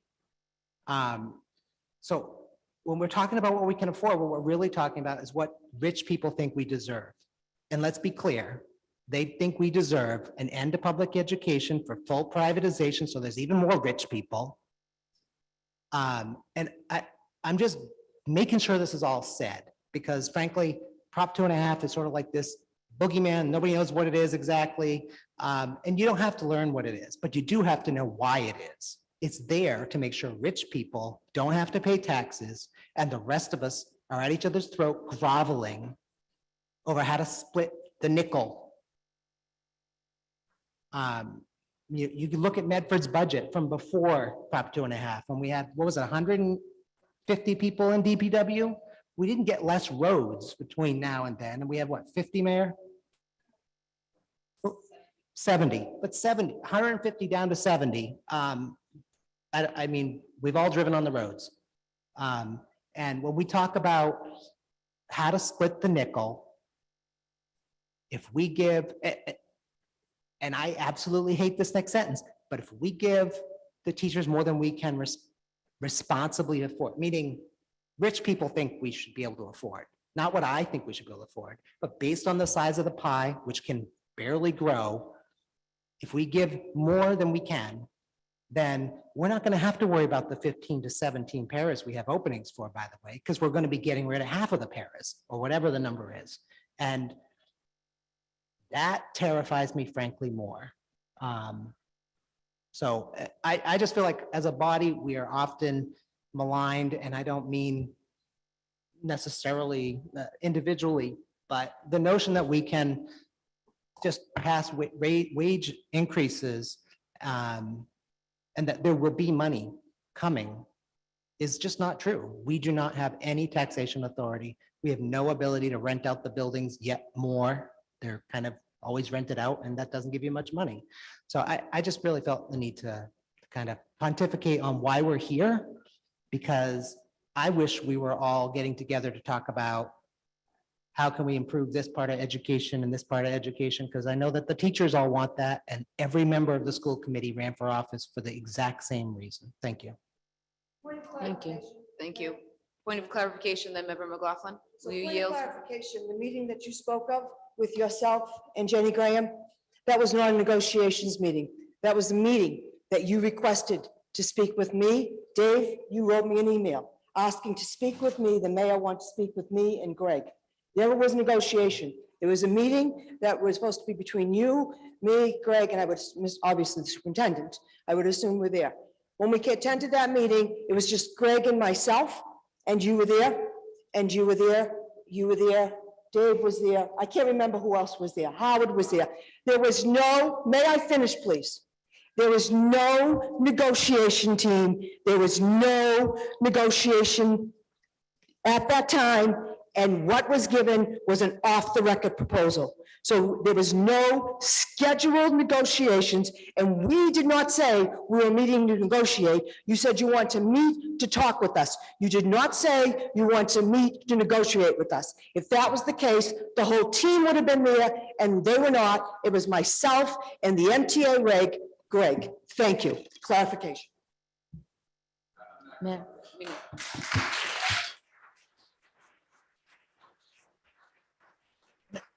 Member McLaughlin. Thank you. I just think, If you want to come to the microphone, yeah. I have emails for every communication that I have been the president of this union. I started in 2012. I have every single email from every communication with every superintendent, with every mayor, categorized and done. So I would be glad to share anything. Thank you. Member McLaughlin. thank you. I neglected to say when I asked for the point of privilege for the air conditioning, I didn't mean to interrupt Mr. Murphy's end of presentation, and I wanted to say thank you for the presentation. I think the graphics in particular were very helpful, and having a table for folks to see was very helpful, so thank you. I also wanted to thank, through the mayor, my colleague. I echo many of his sentiments that he just shared regarding the position that we're in. And also just want to say that, you know, oftentimes to me, this feels like a dysfunctional family. I mean, some of what we're watching, really, I mean, the fighting and the bickering and the back and forth, it's kind of endless. And what do dysfunctional families, or, you know, marriages, or whatever you want to call them, do when there are problems? You know, they have counseling, I hope, to improve them. And that's what I see. No, I see the mediator. I don't see the impasse as a bad thing. I see the mediator as something that's obviously needed. We've had 17 meetings and things are not moving forward. It's not a bad thing to bring a mediator in with someone with an objective outside point of view to be able to move things forward for all of us, for our community. So I just wanted to add that. Thank you. Thank you, Member McLaughlin. Name and address to the record? Yes. My name is Anthony Gann, and I'm fond of saying I live at 489 Winthrop Street, room C209, but I actually live at 45 M Hill Avenue in Leominster, Mass. I've been on this negotiating team. I've been negotiating since the reopenings. That's when Ms. Douglas asked me, would you help with this? And I remember I was standing in line wearing a mask. One of the first times I had to do it at a store. And I thought, yeah, because I love this job and I love this school and it's in crisis and, you know, I got to do it. There have been 17 meetings and I've left some of them very angry and I've left some of them very down. And my wife has heard a lot about it. But what I've done after every meeting, after I, you know, calm down as I look at my schedule and make sure there's time to show up to the next one. Because there has been progress made. As been stated here, there's been progress made. And I didn't feel that the negotiations were insulting until I came to a negotiating meeting last Thursday, ready to go, after having done a member meeting, having a full day of teaching done, and planning my route back to Leominster, because that's where I could afford to live. And I was greeted and told, oh, by the way, we're at an impasse. And that decision was not made that Thursday. That decision was made ahead of time. We could have been told. You could have reached out to us. I never heard, this is our last offer. If you don't take this, we're at an impasse. I didn't know. I was ready to keep going. I was ready to do this, and I was ready to have our first in-person negotiating meeting tomorrow. I was looking forward to it because I thought maybe that's the barrier. Maybe we're all just sick of Zoom and we stare at those computer screens and it does terrible things to our minds. Because we can feel it after a long Zoom meeting. So I was excited and ready to go. And this is the first time I felt insulted, is that we weren't told ahead of time. And after all this time spent together, all of this work done, all of the progress we've made, that it's now decided we can't do it. And we've been through so much. We've gotten so much done. We're all doing it for the students. And I just want to ask personally that you come back. And we try without the mediator. We try to get this done. There's been movement at every meeting. And I just want to give that a shot. Thank you.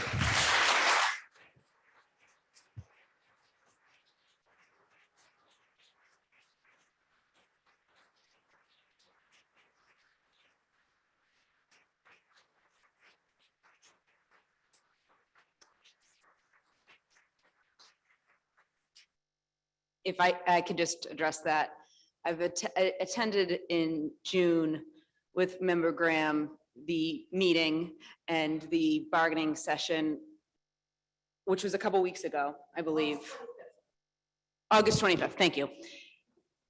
I attended those because we were at a point where we really couldn't financially move any further.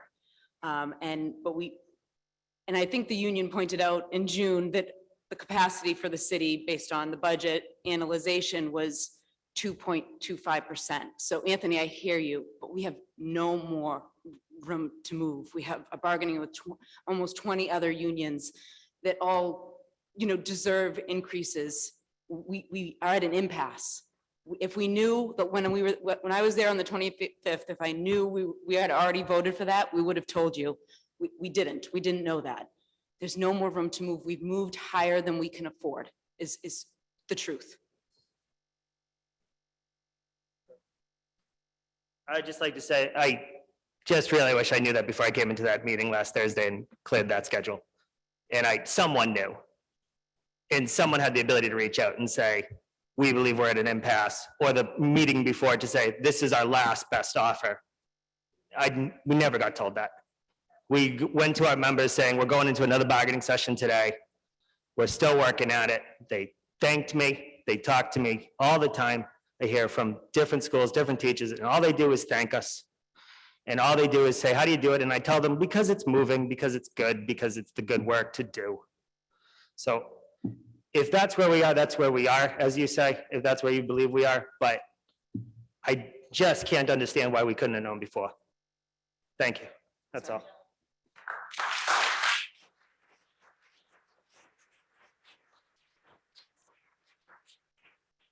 Just name and address for the record, please. Kimberly Munyon, 126 North Street in Medford. Thank you, everybody, for allowing me to be here. I am solely here as a support for our teachers and educators. I am a generational Medford resident. I share a kindergarten teacher with my mother, aunts, uncles, cousins, you name it, we've been here. Osgood School. I also have 3 students in the Medford Public School system, 7th grade, 5th grade, and 1st grade. I have developed relationships with many of the teachers in this room, along with any and other staff at the schools my kid attend. They show up for us in a way that has moved me, I cannot describe. I'm not here to argue with anybody on this panel. That is not it. I would just really want the staff to understand that we do support them. We are absolutely on your side. Whew.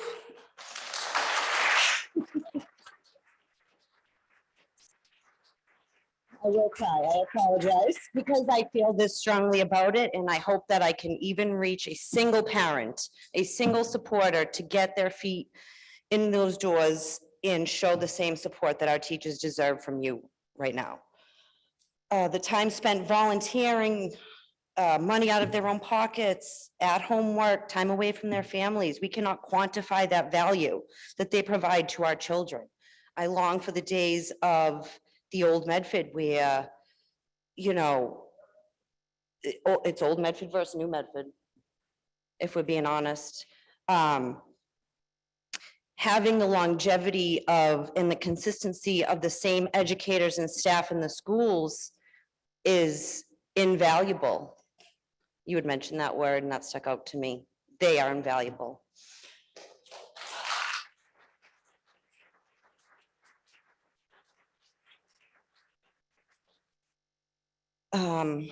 As far as the school committee not attending negotiations, that's not something I can wrap my head around. Time is our most valuable currency.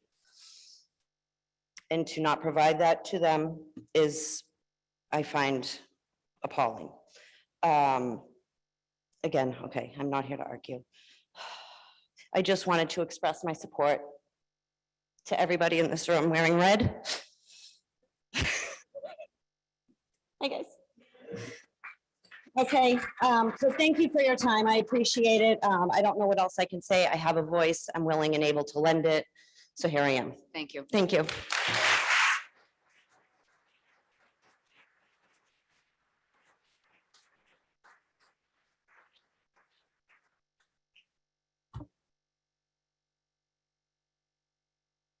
Greetings. Hi, Mike Wadness, you know some of you.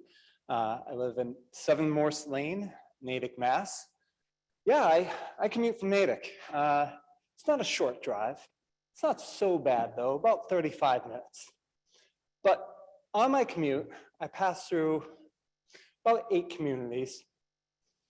All but one pay more than Medford. And 5 out of those 8 pay about $10,000 to $20,000 more than Medford. I was at a gathering the other day, and someone worked at another district, and we were talking about the emotional woes that we're going through right now. And when I told them what our pay was, they laughed. They laughed. Our pay scale is a joke. And yes, we could cherry pick and say, yeah, well, there are those W towns. Sure. And I don't expect Medford to be able to keep up with those W towns. I get that. I get that. But we can cherry pick around, and really we are on below average. And it's not just slightly, it's significantly. Now this is my 25th year here teaching at Medford. 25 years since I took that vow of poverty. And this is the first year on that drive where I've really questioned spending the rest of my career here. I want to. But $10,000 to $20,000 more a year, that's how far behind we are. Think about it. Go a half hour in any direction. Think about some of those towns.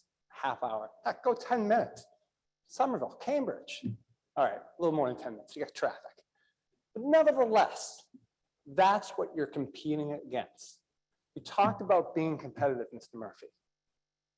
You need to take that seriously. And I understand there's a limited pot, but this is where leadership comes in to find a way to make that pot grow any way possible if Medford wants to be competitive.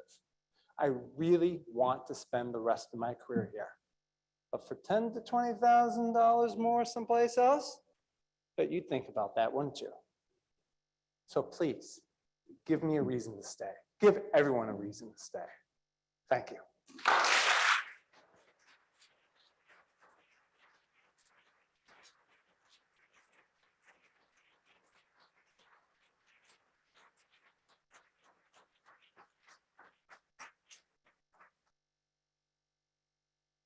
Member Graham?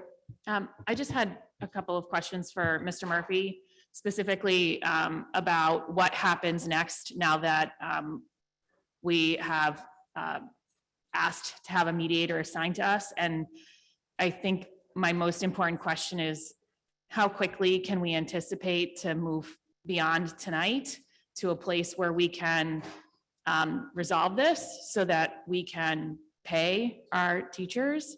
And more importantly, in my mind, we can move on and we can start to address what is a real problem with the paraprofessional wage structure. And I just want to thank the teachers for their solidarity with the paras. And I'm really hoping you're going to tell me this is going to be fast. So I'll stop there and ask you what really is going to happen. Sure. So we have filed a petition with the Department of Labor Relations. I would anticipate that we will have a response within the week. As the superintendent said earlier, and as I said earlier, it is a top priority for us to resolve this. And so I don't think the mediator is going to slow us down in any way. They're generally available, probably even more so now. But I in my experience, having gone down this road a few times before, it doesn't really constitute a stumbling block with respect to from a scheduling perspective. But with respect to how quickly it will be resolved, just to be clear, like the district doesn't have any more control over that with a mediator than we do without the mediator. It's our hope that changing that variable will create the conditions in which we can get to a resolution more quickly. But it's not the nature of mediation in a public school setting is not that there's some sort of like defined timeline that at the end of the road, there's an arbitrator who's going to render a decision. There are different phases that the parties can go through that, depending on how many phases you go through, that will dictate how long it takes, but there's no sort of specific endpoint, beyond potential unilateral implementation. But that's, that's certainly not imminent. And, we're going to continue to work as hard as we can to get this resolved as fast as we can. But I don't have a specific timeline because I only represent one of the parties. Thank you. Thanks. Thank you. Thank you, everybody, for being here. Number. Yep. So I've been speaking to other districts about mediation because this is something I've never been involved in. So Jenny, it's my understanding it's taking most districts 4 months to get a mediator, 4 months. That's my understanding. I don't know, but that's what I'm hearing. And so I'm just letting you know what I heard. I'm not sure, but we really do want to get back to the table. We never want to leave the table, and MTA will have a response to you all, to the impasse document that was shared with us, where there was not just one, but there were 3 items on there as to why we're in impasse. Okay. Okay, thank you. Anything that we can do to move this along so that we can get to those paras who desperately deserve our So, attention yeah, would be great. So I whatever we totally, can do. I totally support the paras, okay? And it's I know you upsetting. do. It's upsetting to me that you're saying we're holding it up. It's you're pitting us, the teachers, against them. No, That's how we that is see it. not- that is And not it's what we so are doing. upsetting. I'm already on.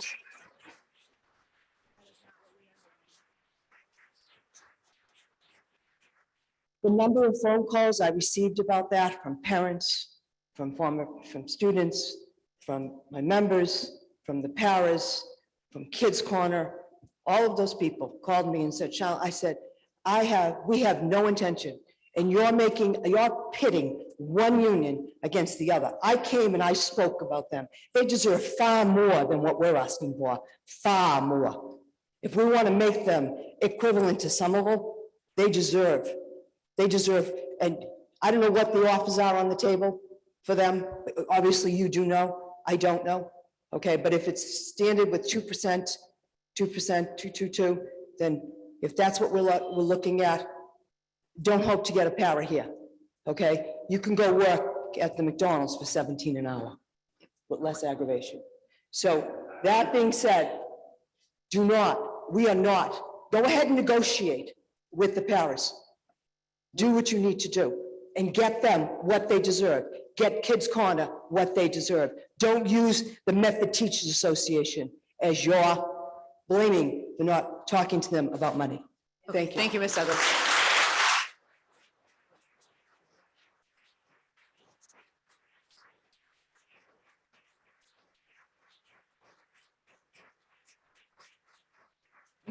Member Rousseau? Are we done with this item? I just wanted to I'm take an gonna go to order out number of, 5. could we, I'm sorry, what you say? Item number 5. Oh, I was gonna move on. make a motion to suspend the rules and take item 2022-43 Yep. next.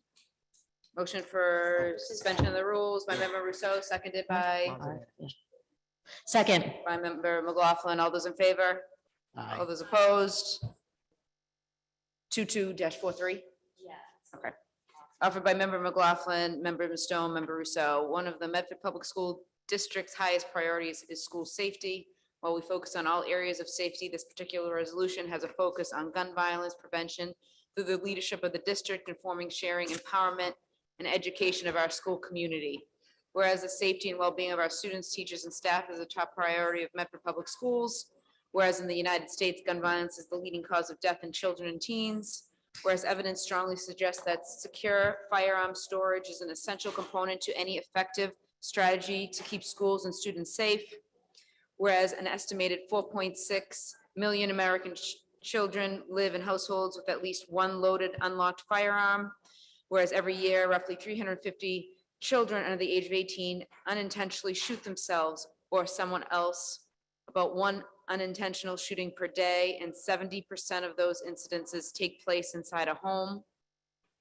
Whereas 1,200 children and teens die by gun suicide each year, and over 80% of children under age 18 who died by firearm suicide used a gun belonging to a family member.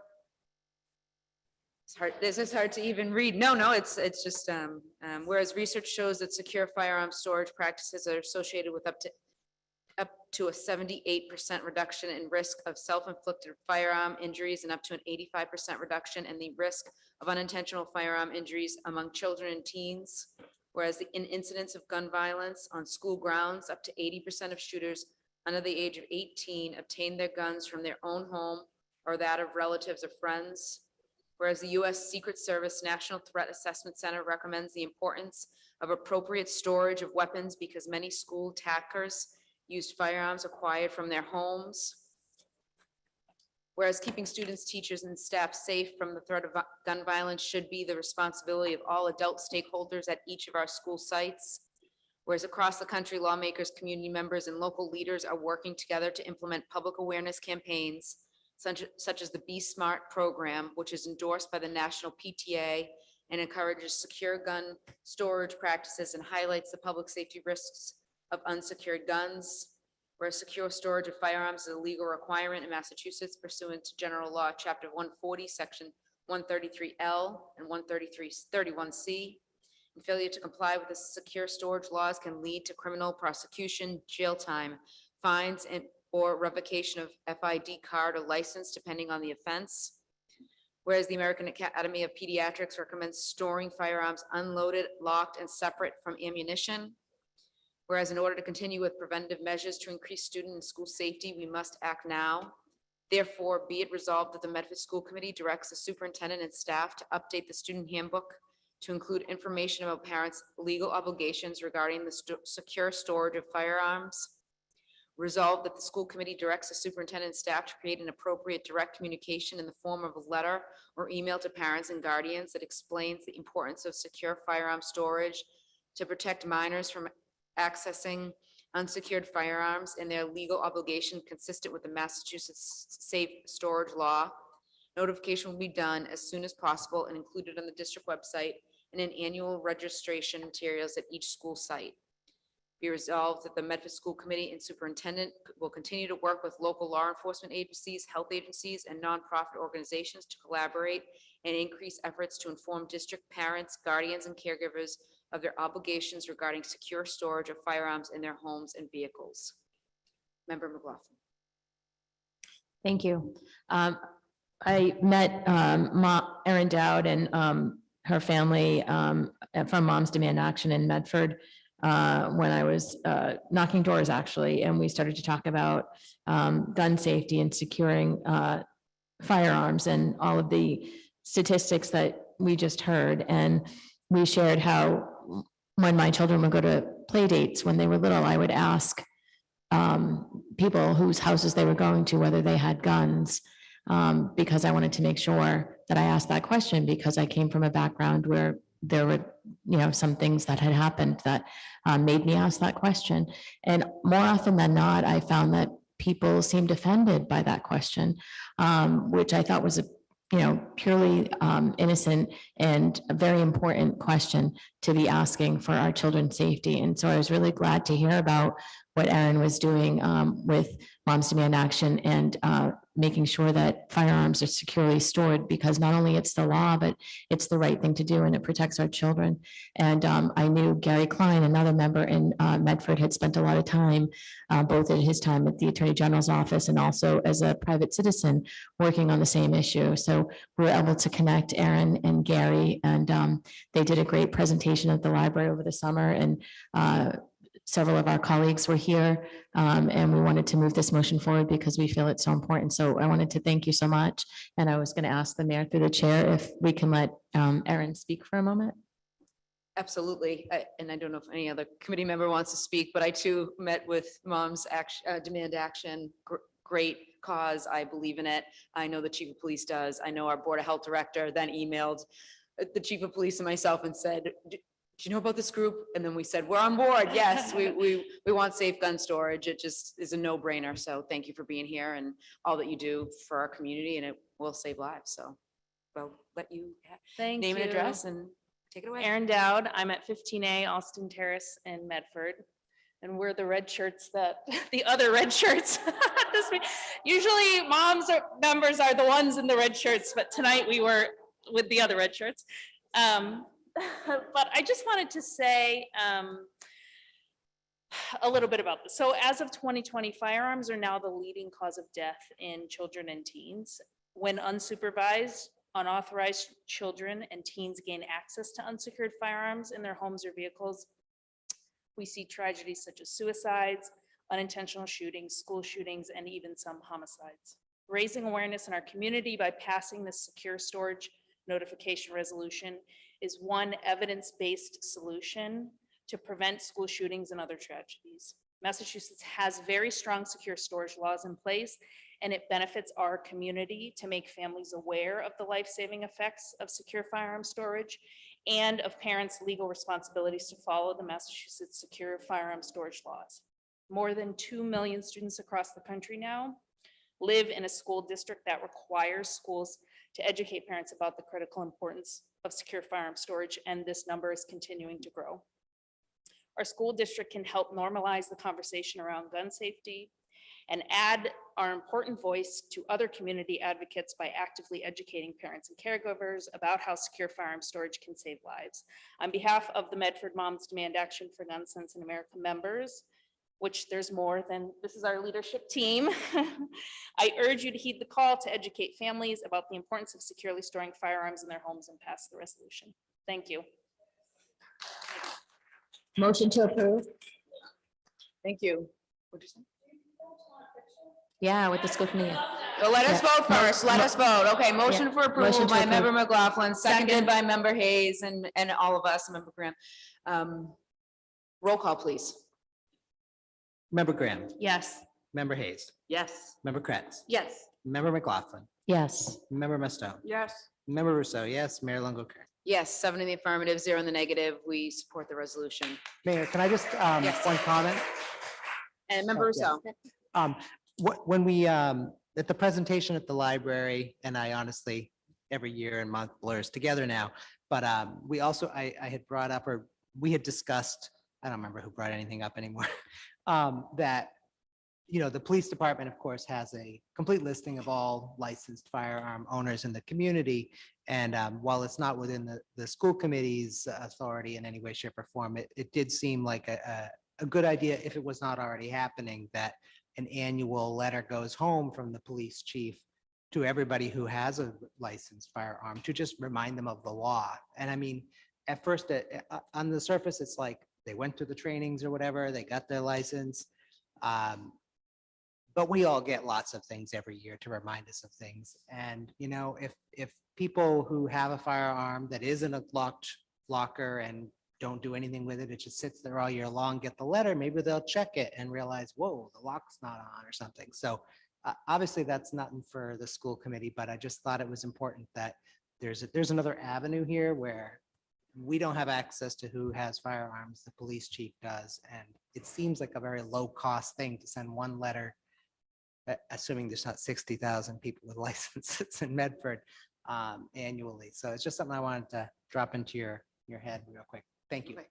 Thank you. Thank you, member Rousseau. I'll discuss that with the chief of police and see what is already given out annually to license holders. See if we can add to it. Okay, we can take a picture. Photo.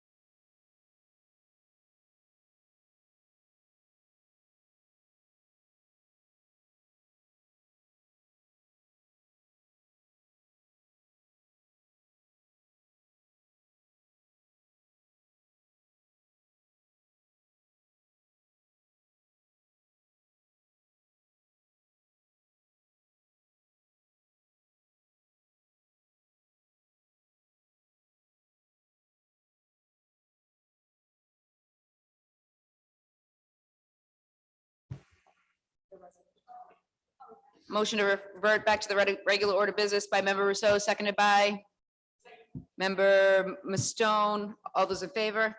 All Aye. those opposed?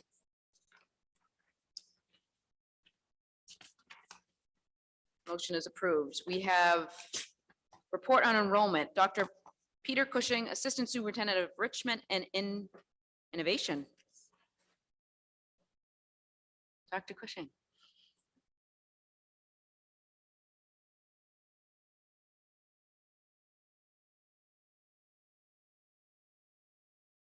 in September is a very fluid document. While our numbers in are well-known and well-documented, our numbers out and students who may have gone to other districts, but those districts have not submitted or parents have not informed, right now leaves us a little bit in the dark for the fluidity. I do want to publicly thank Kim Miles for her assistance in pulling these numbers. She's an incredible resource and really make sure that the district's data is squared away. And so later in October or early November, I know my report does say October, but it may be the first meeting in November. We'll provide you with a clear, up-to-date report as to where Medford's children are within our district and potentially other places as we can best track at that time. If you have any questions at this time, happy to take them, but please note that this is a fluid document, but it is tradition that it is provided at this meeting. Mayor, Member Rousseau?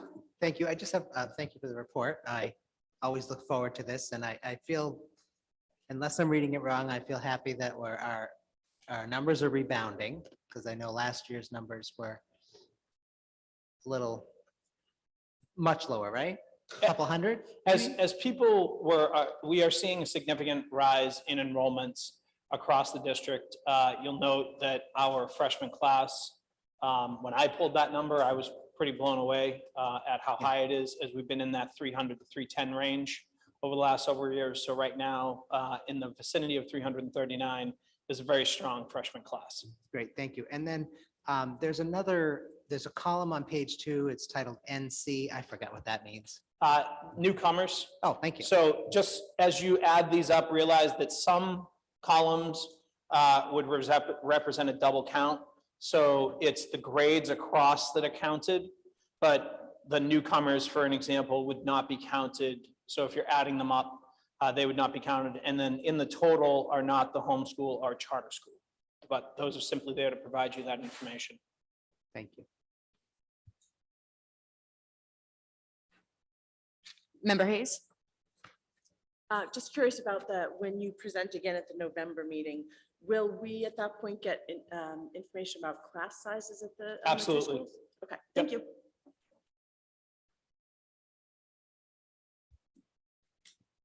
Member McLaughlin? Thank you. Thank you for these, and I look forward to the update. I'm just looking at the number of out of district and thinking about those families and wondering if there's any sort of part of the strategic plan around the equity piece and other pieces in terms of trying to bring people back into the community and or look at what is having students out of the community. So I think that the strategic plan is definitely looking at ways that we can engage those families. There's been considerable effort over the past year to make sure that our communication is reaching them because of some challenges in technology. It really requires us to go that extra mile to make sure that we're engaging all of our families. And we want to make sure that we are doing everything we can to support all the students of Medford wherever they are while they're our students. Thank you. I appreciate that. Can I follow up, Mayor? I would just love to know what the communication strategy is, just in terms of reaching them. Like, are they getting the same announcements other folks are? Like, do the principals do a welcome letter to them as they are with other folks? Because we're getting sort of intermittent reports that some people are getting like after school information, but some people aren't. So there's that piece of it that, wanting them to feel like they're part of the community is one piece. And full disclosure, I have a child in an out of district placement. So I want to share that as well as I'm talking about this, but also thinking about the cost that's involved for having our students go out of district. Tom Hare from Harvard Graduate School of Education has a report that's featured actually it's on the DESE website, I'm sure, has been for a while, on out of district placements. And the majority of families that are in out of district placement, actually talked about not wanting to have to leave the district, not wanting their children to have to leave their friends or their community or whatever else. And, there's a cost that's attached to this. So I'm wanting to know, if there's a strategic plan, or if there's not, can there be some thought to strategic planning around how we're, supporting families in this instance? I think I'd like to take the time to be able to go back and Yeah. fully and comprehensively review the strategic plan. And the Hare report would be great. I'm sorry, say that again. The Hare report, the out of district report by Tom Hare. If you would be able to send I that to me, totally can. that would be a phenomenal Yeah. resource. Sure. Mayor, Thank you. I would just ask that whatever we do for a plan on that we consider that some families will not want communications. And so it needs to really be individualized. Certainly, families that want them should be able to get them, but I would just want to be clear that some families definitely will not want them. So, thank you. Thank you. Thank you, Dr. Cushing. Absolutely. We have our report on summer programs. Ms. Suzanne Galusi, Assistant Superintendent of Academics and Instruction, Ms. Joan Bowen, Director of Student Services, and Mr. Paul Texera, Director of ELO. Good evening. So tonight we're going to present an update regarding the various summer programming that was held during the summer of 2022.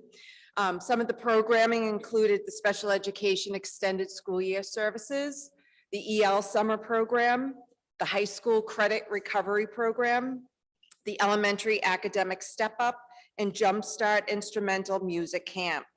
I'm going to start with the Special Education Extended School Year programming.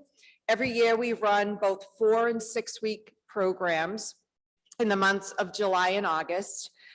This year we enrolled 209 students in the Medford Extended School Year program. And each summer, the special ed department provides extended school year services for students who are at risk for substantial regression or experiencing difficulty with recoupment of skills. Next slide. So the special education programs were housed at the Missatuck, the Roberts Elementary School, and Medford High School. And like I said, there were 6-week and 4-week programs. And then we also had tutoring and related services that provided services throughout the summer. Each program, I broke down the enrollment on the next slide, please. And it just tells you the amount of students that were enrolled in each of our programs. We have Connections, which is our pre-K to 5 program that was at the Roberts. We had 33 students enrolled in that programming. MEEP, we had 17. In our language-based programming, we had 7 students who accessed summer services. We have 10 students in our developmental program. In our access programs, the middle school, we had 9, and at the high school, we had 8. We also had students in our project transition program come back. Those were 2 students, and they had really individualized programs. They might have met with the counselor, done some vocational opportunities, some community-based opportunities. So it wasn't necessarily tutoring or related services. It may have been other services that we provided just so they would continue those skills that we build on throughout the school year. And then 99 students were enrolled in tutoring throughout the course of the 4-week program. And then 19 students received related services only. And then the last slide I have just breaks down the staffing that we had. So we had over 76 staff working the summer program. I didn't mention every single name because I think we would be here for a little while longer. But I do want to say that we continue to work with the Summer Fun and Medford Recreation Program to make sure that our students not only receive educational services, but also social skills and recreational programs. And if you'll notice, 2 of our paraprofessionals provided support in Summer Fun for 2 of our students with disabilities. And in closing, I just want to say a special thanks to our 2 program supervisors, Kim Clinton and Julie Santos. This is a lot of time and work and organization in getting this all together. But I especially want to say a huge thank you to all the staff that signed up to work this summer. Last year was a difficult school year. We had a lot of consistency with service providers in providing the services to the students. So I just want to say thank you again to all the staff related services and the paraprofessionals who worked this summer. Mayor, do you want us to wait to the end or to do segment by segment questions? Dr. Edward Vincent said wait till the end if we could. Okay. Thank you. Good evening again, Madam Mayor, members of the school committee. So this year, our summer credit recovery program, credit recovery at the high school, is designed to make sure that students stay on track so they don't have what's known as a YOG loss, year of graduation loss. And so our enrollments this year were actually significantly reduced. And we had 66 total students with 93 total course enrollments. All students were from Medford this year. We had Mr. Ambrose of the high school English Humanities Department who led the program this summer, and Mr. Blauk was supporting. This summer, we did have a bit of a challenge, but we were able to secure teachers. A lot of teachers were really ready to take a break, but we are so incredibly thankful for the teachers who came out. We used 3 mathematics teachers to seamlessly bridge the program. We had a student support teacher, social studies teacher, English teacher, and as well as security staffing, who did much more than just security staffing. Our course enrollments were for Algebra 1, 7 students, Geometry 16, Algebra 2, 13, English 9, 4 students, English 10, 4 students, English 11, 1 student. US History had 7 students, US History 1 had 8 students. World History 2 had 8 students, biology had 12 students, and chemistry had 9 students. I do want to provide just a bit of context from the report that Mr. Ambrose shared with me. I'll forward this on to you, but Mr. Ambrose stated that he was particularly proud of the wonderful summer school faculty and staff. Each individual made instruction and personalized experience a priority for our students. Matt Brophy, Anthony Guillen, Riley Jones, Lomax Parasian, Nelson Maldonado, Dan Wagner, Melissa Ziobro, and then also with the support of Mr. Blauk, really did a tremendous job engaging students, providing them resources, doing some small assemblies to show recognition and support for what students were doing. Mr. Blauk and Mr. Ambrose have already established meeting times with me so that we can plan for next year to go beyond just credit recovery and offer some enrichment opportunities and really try to expand the services that we can provide kids. So thank you. And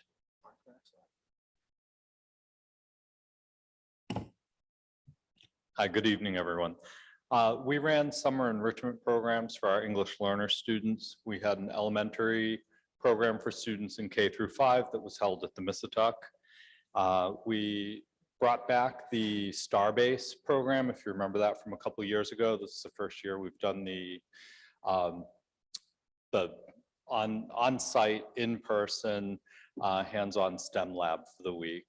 And then we offered tutoring for students at the Medford Public Library in the middle school. And then at the high school, we support the credit recovery so EL students can make up the content classes that they need in order to gain the credits to move on to the next grade.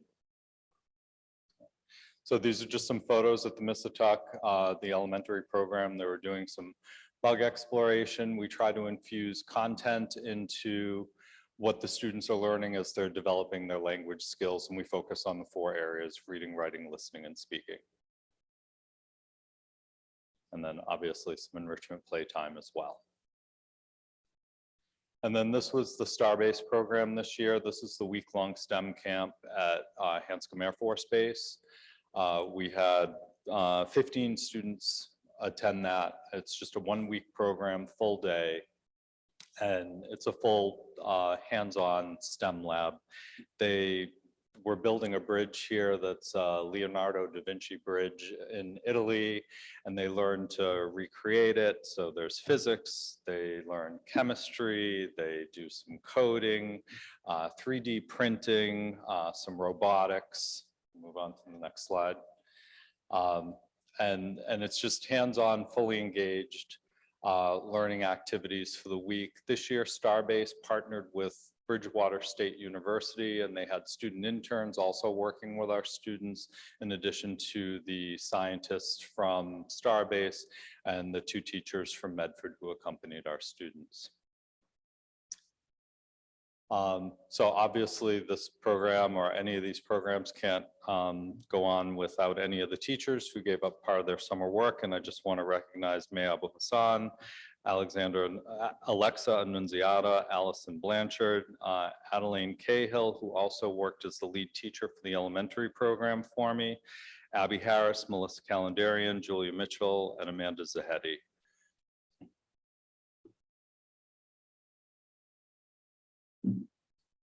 Good evening.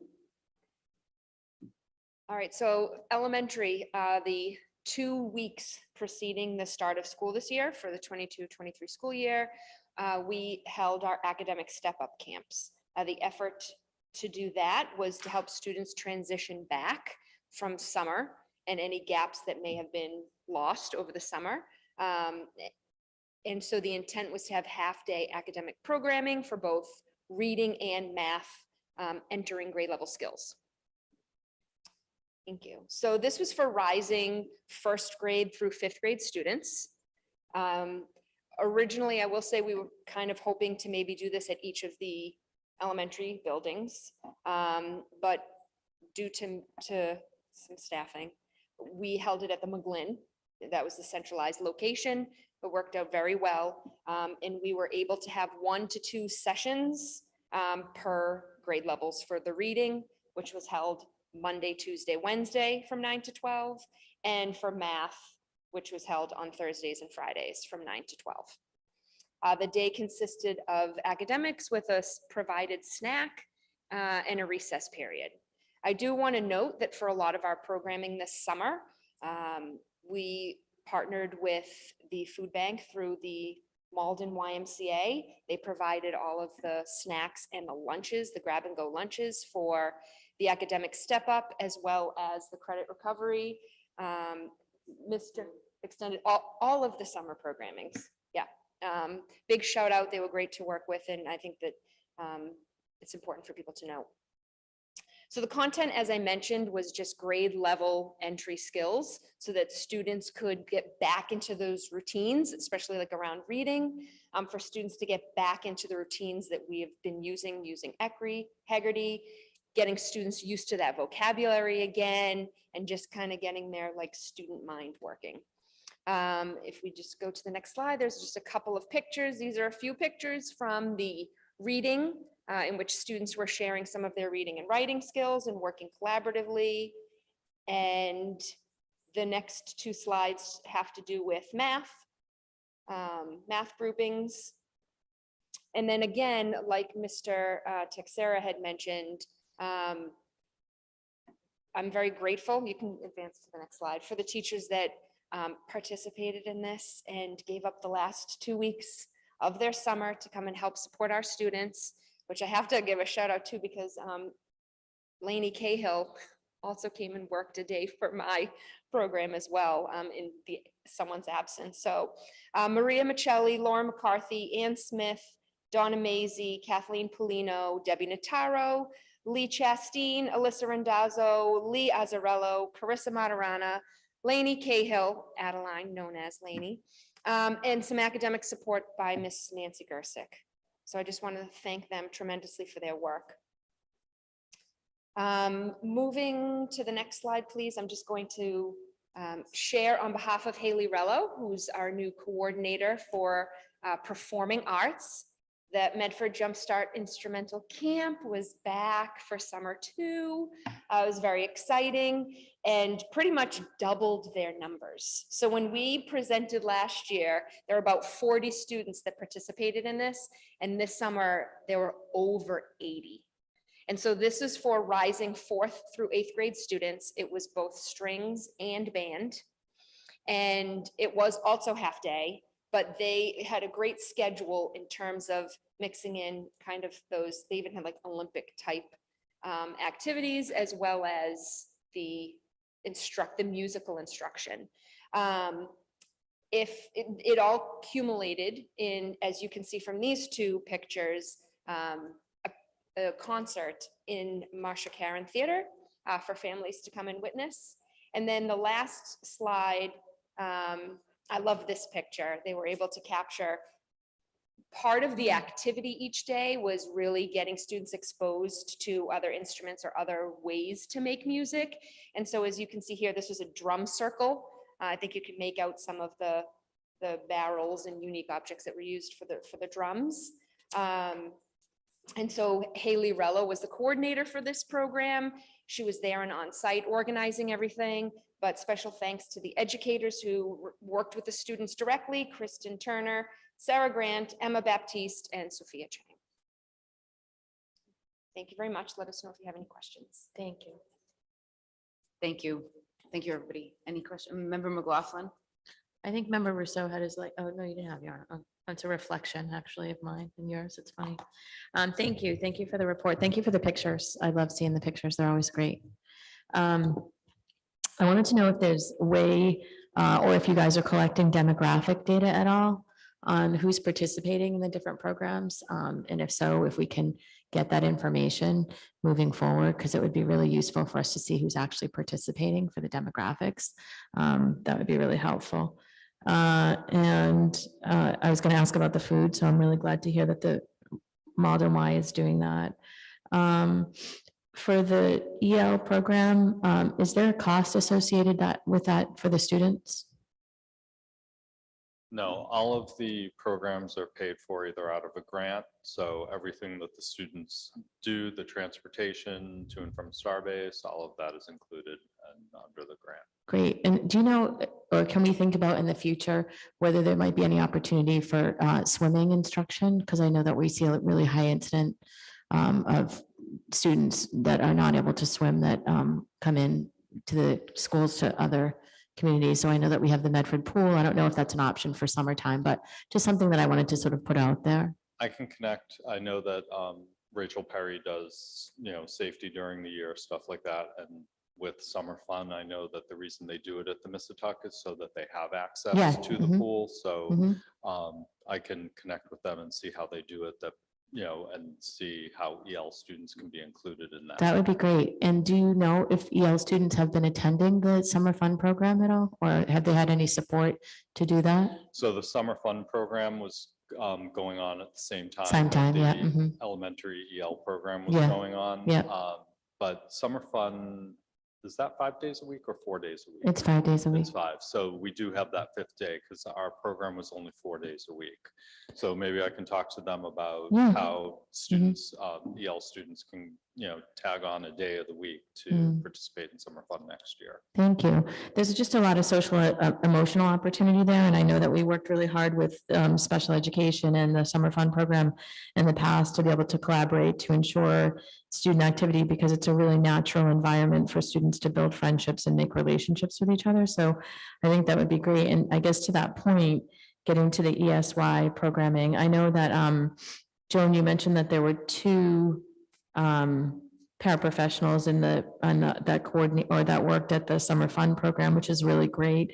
I'm wondering what the need is in terms of increasing, because I imagine the 2 were probably assigned, were they assigned to individual IEPs? Yes, they were. So Yeah. they were providing support to a group of students.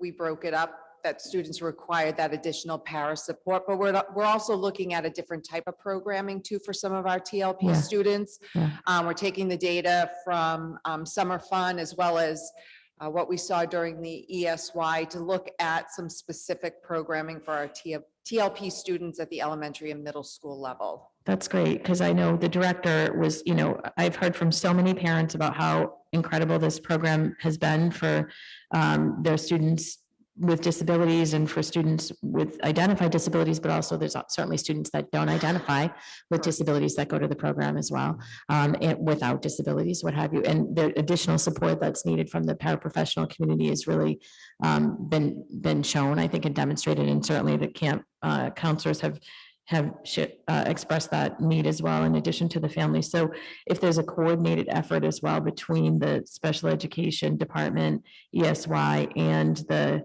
summer fun camp, so that one of the things that we talk about is the lack of regression, right? So going forward into the school year, and so the social emotional piece of it is huge, particularly for those of our students who need social emotional supports. So just wanting to ensure that there's some ESY collaboration scheduling in advance with the summer fun programming. Yeah, and we look at it every year, and we look at what the positives were and maybe Yeah. not so positives, and Yeah. how can we make adjustments going forward. So I will be meeting with the coordinators that oversaw the Yeah. ESY programming to talk about what we need to do better for next year. Yeah. And then we're going to loop in Summer Fun and Medford Rec to see how we Yeah. can better support those students. That's what I think would be really great, working with the directors of these programs, because they don't necessarily have direct experience with students with disabilities or other students. So that having them looped in to get their Yep. feedback, I think would be super helpful. Great. And then just lastly, regarding the hiring of the staff. So first of all, to the staff out there who came in the summertime, thank you so much. I'm sure that's a huge commitment to be able to do that. I know I needed my summer break. I'm sure everybody felt like they did. And so for the staff, it's an extra commitment to come in to do that. And so to that end, the paraprofessional pay rate for specifically like for, I think summer fun, is it, or not summer fun, for ESY. So is it accurate that some of the paraprofessionals may be on a pay scale for the year that is different than the pay scale for the summer, so that some people were literally being asked to take a pay cut to come work in the summertime? So they did not take a pay cut, I Okay. don't believe, but there are paraprofessionals in our specialized programs Yeah. that get paid their per diem rate as opposed to a para rate. So we could take a look at that. But we put up the application, this is the salary, or this is the hourly rate, and people, we don't force anyone to work. Right. You know, a lot of people just want the continuation. They want to Yeah. be able to work during the Yeah. summer. A lot of paras want to work Yeah. with the same students Right. that they've worked throughout the school year. But we look at that every year. Yeah, I just want to know if there's a differential in the ESY rate than there is during the school Yeah, I'll year. have So to, that would I'll be have to helpful take for the school a committee. look at that. Yeah. Thank you. I Yep. appreciate that. And thank you guys all, and thank you to my colleagues for indulging me. Thank you. Thank you, everybody. We have presentations of the public not to begin before 7. Mayor? Yes, member Motion Rousseau? to waive the reading of item number 7. Thank you very much. You read my mind. Motion to waive the reading. All in favor? All opposed? I will waive the reading. I don't believe we have any presentations of the public, so I will continue on to number 8, which is continued business. And actually number 9, which is new business. 2022-39 offered by member Rousseau. The Medford School Committee may send a delegate and alternate delegate to the Massachusetts Association of School Committees annual joint conference for the purpose of voting during the delegate assembly on the resolutions of the MASC. The conference is Wednesday, November 2nd through Saturday, November 5th, with the delegate assembly being held on Friday, November 4th. Voting is presently only allowed in person, and thus is recommended that only members that are able to and are planning to attend the conference be nominated. Are there nominations for a delegate? Member Nominate me. Member And you nominate me. Member Yeah. McLaughlin would like to nominate. Mr. Rousseau. Do you want to be an alternate? It doesn't matter to me either way I'm going, so I just want to be able to go. It doesn't matter if I'm an alternate or a sub, but I'd like to go. Okay, so member McLaughlin is named member Rousseau as a delegate. Is there a second? Second. By member Oh, I motion, sorry, I can't second. Graham. All those in favor? Aye. All those opposed? Congratulations, member Thank Rousseau, you you. are a delegate. Other nominations for an alternate delegate? Yeah, I'd like to, Mayor, Member Rousseau? I'd like to nominate Member McLaughlin. Second. Member McLaughlin has been nominated by member Rousseau, seconded by member Stone. All those in favor? Aye. All those opposed? Have fun. That is approved.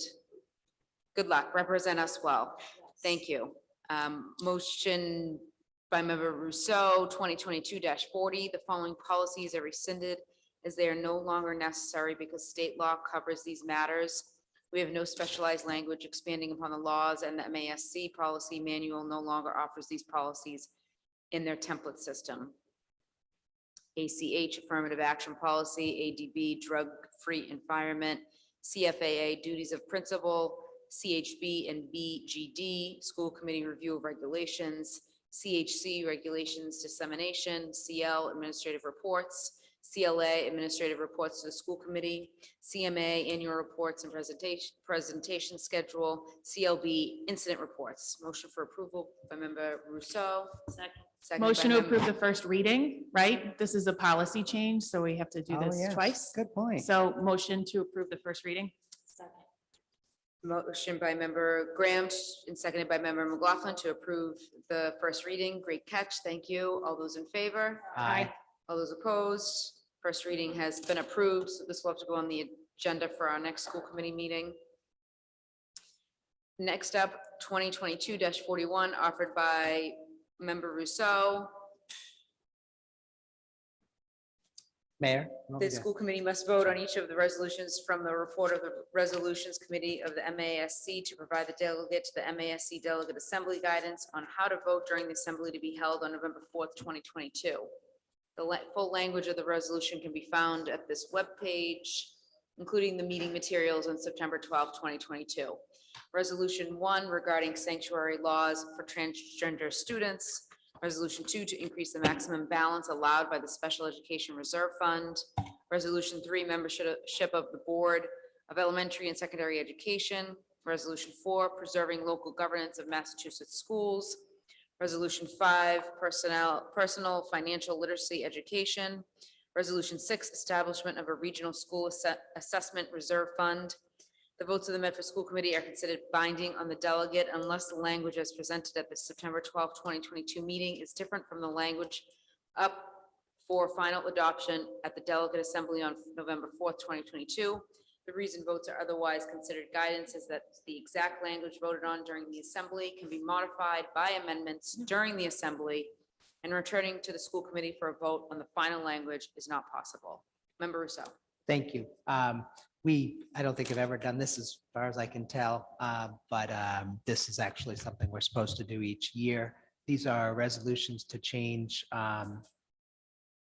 But essentially, they're resolutions that come from school committees around Massachusetts that tell the association, our professional association, what we want them to be focused on in the upcoming year and their action to get legislation changed. So these are the 6 resolutions that came to the resolution committee of the MASC.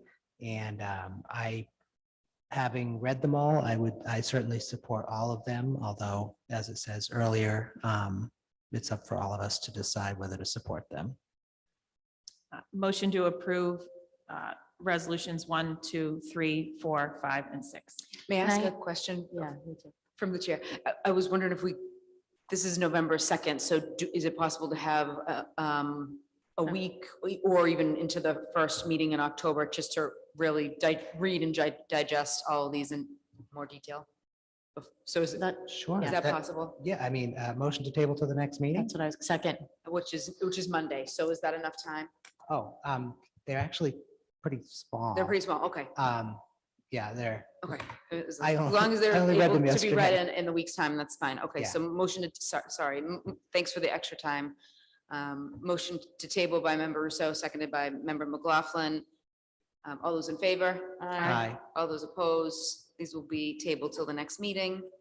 And then last resolution, 2022-42, offered by member Hayes, member Graham, and member Rousseau. Whereas the Medford Public Schools is committed to supporting the academic, social, emotional, and physical needs of our students. Whereas the Medford Public Schools is committed to ensuring a safe and secure teaching and learning environment for all students and staff. Whereas women, girls, and LGBTQI+ students and adults across the United States continue to face discrimination, harassment, and barriers to equal educational opportunities. Now therefore be it resolved that the Medford School Committee calls on the Massachusetts Congressional Delegation to offer their support to the U.S. Department of Education's 2022 proposed amendments to its Title IX regulations that will, as described in the government's fact sheet, restore vital protections for students in our nation's schools, providing clear rules to help meet their Title IX obligation and strengthen protections for LGBTQI+ students. Number 2, directs the superintendent to transmit official copies of this resolution to the following Senator Elizabeth Warren, Senator Edward Markey, and Congresswoman Catherine Clark. Motion to approve. Motion for approval by member McLaughlin, seconded by Second. member Hayes. Raise your hand. So member Hayes, all those in favor? Aye. Aye. All those opposed? Paper passes. Mayor, Member McLaughlin? point of privilege, if I may. Yes.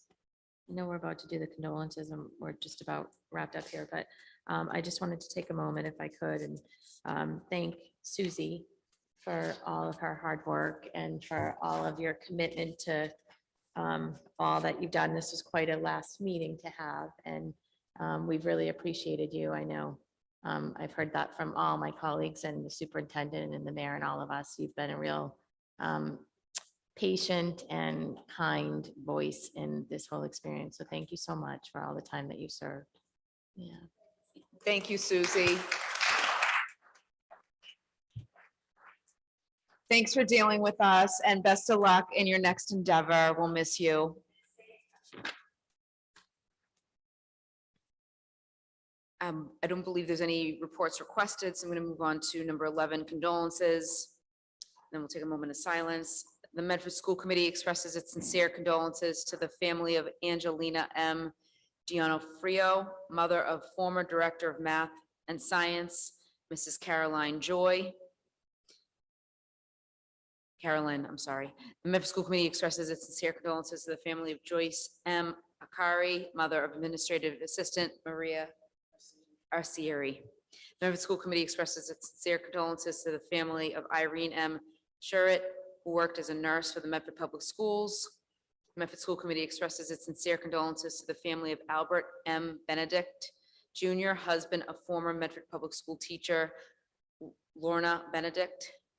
The Medford School Committee expresses its sincere condolences to the family of Kyle Roust, a graduate of the MHS class of 2019, who passed away in a tragic accident. Kyle attended at the time Columbus, now Missatuck Elementary School, the Andrews Middle School, and Medford High School. The Medford School Committee expresses its sincere condolences to the family of Suzanne Mary Gilpatrick, who was an elementary school teacher for the Medford Public Schools. Also, the Medford School Committee expresses its sincere condolences to the family of Gertrude Bordeaux, wife of the late former Medford High School history teacher and Mustang hockey coach George Bordeaux, sister of the former Dame Elementary School principal Ann Keneally, and aunt of Brooks' fifth grade teacher Eleanor O'Leary. The Medford School Committee expresses its sincere condolences to the family of Joyce Abramson, stepmother of former Medford High School English teacher Diane Abramson. The Medford School Committee expresses sincere condolences to the family of Mary T. O'Connell Brady, former teacher at the Tufts Elementary School and later a librarian, media specialist at Medford High School, mother of former city councilor Patricia Brady Doherty, and Brooks Elementary School fifth grade teacher Ellie Brady O'Leary. She was also the sister of former Dame Elementary, I'm sorry, this was repeated. Mrs. Ann Keneally and sister-in-law of former school committee member, the late William J. Brady. The Medford School Committee expressed its sincere condolences to the family of Maria Tiberi, who for 35 years served the Medford Public Schools as a lunch mother. And lastly, the Medford School Committee expresses its sincere condolences to the family of Adeline Cross, a former social studies teacher at Medford High School. If we all may rise to take a moment of silence.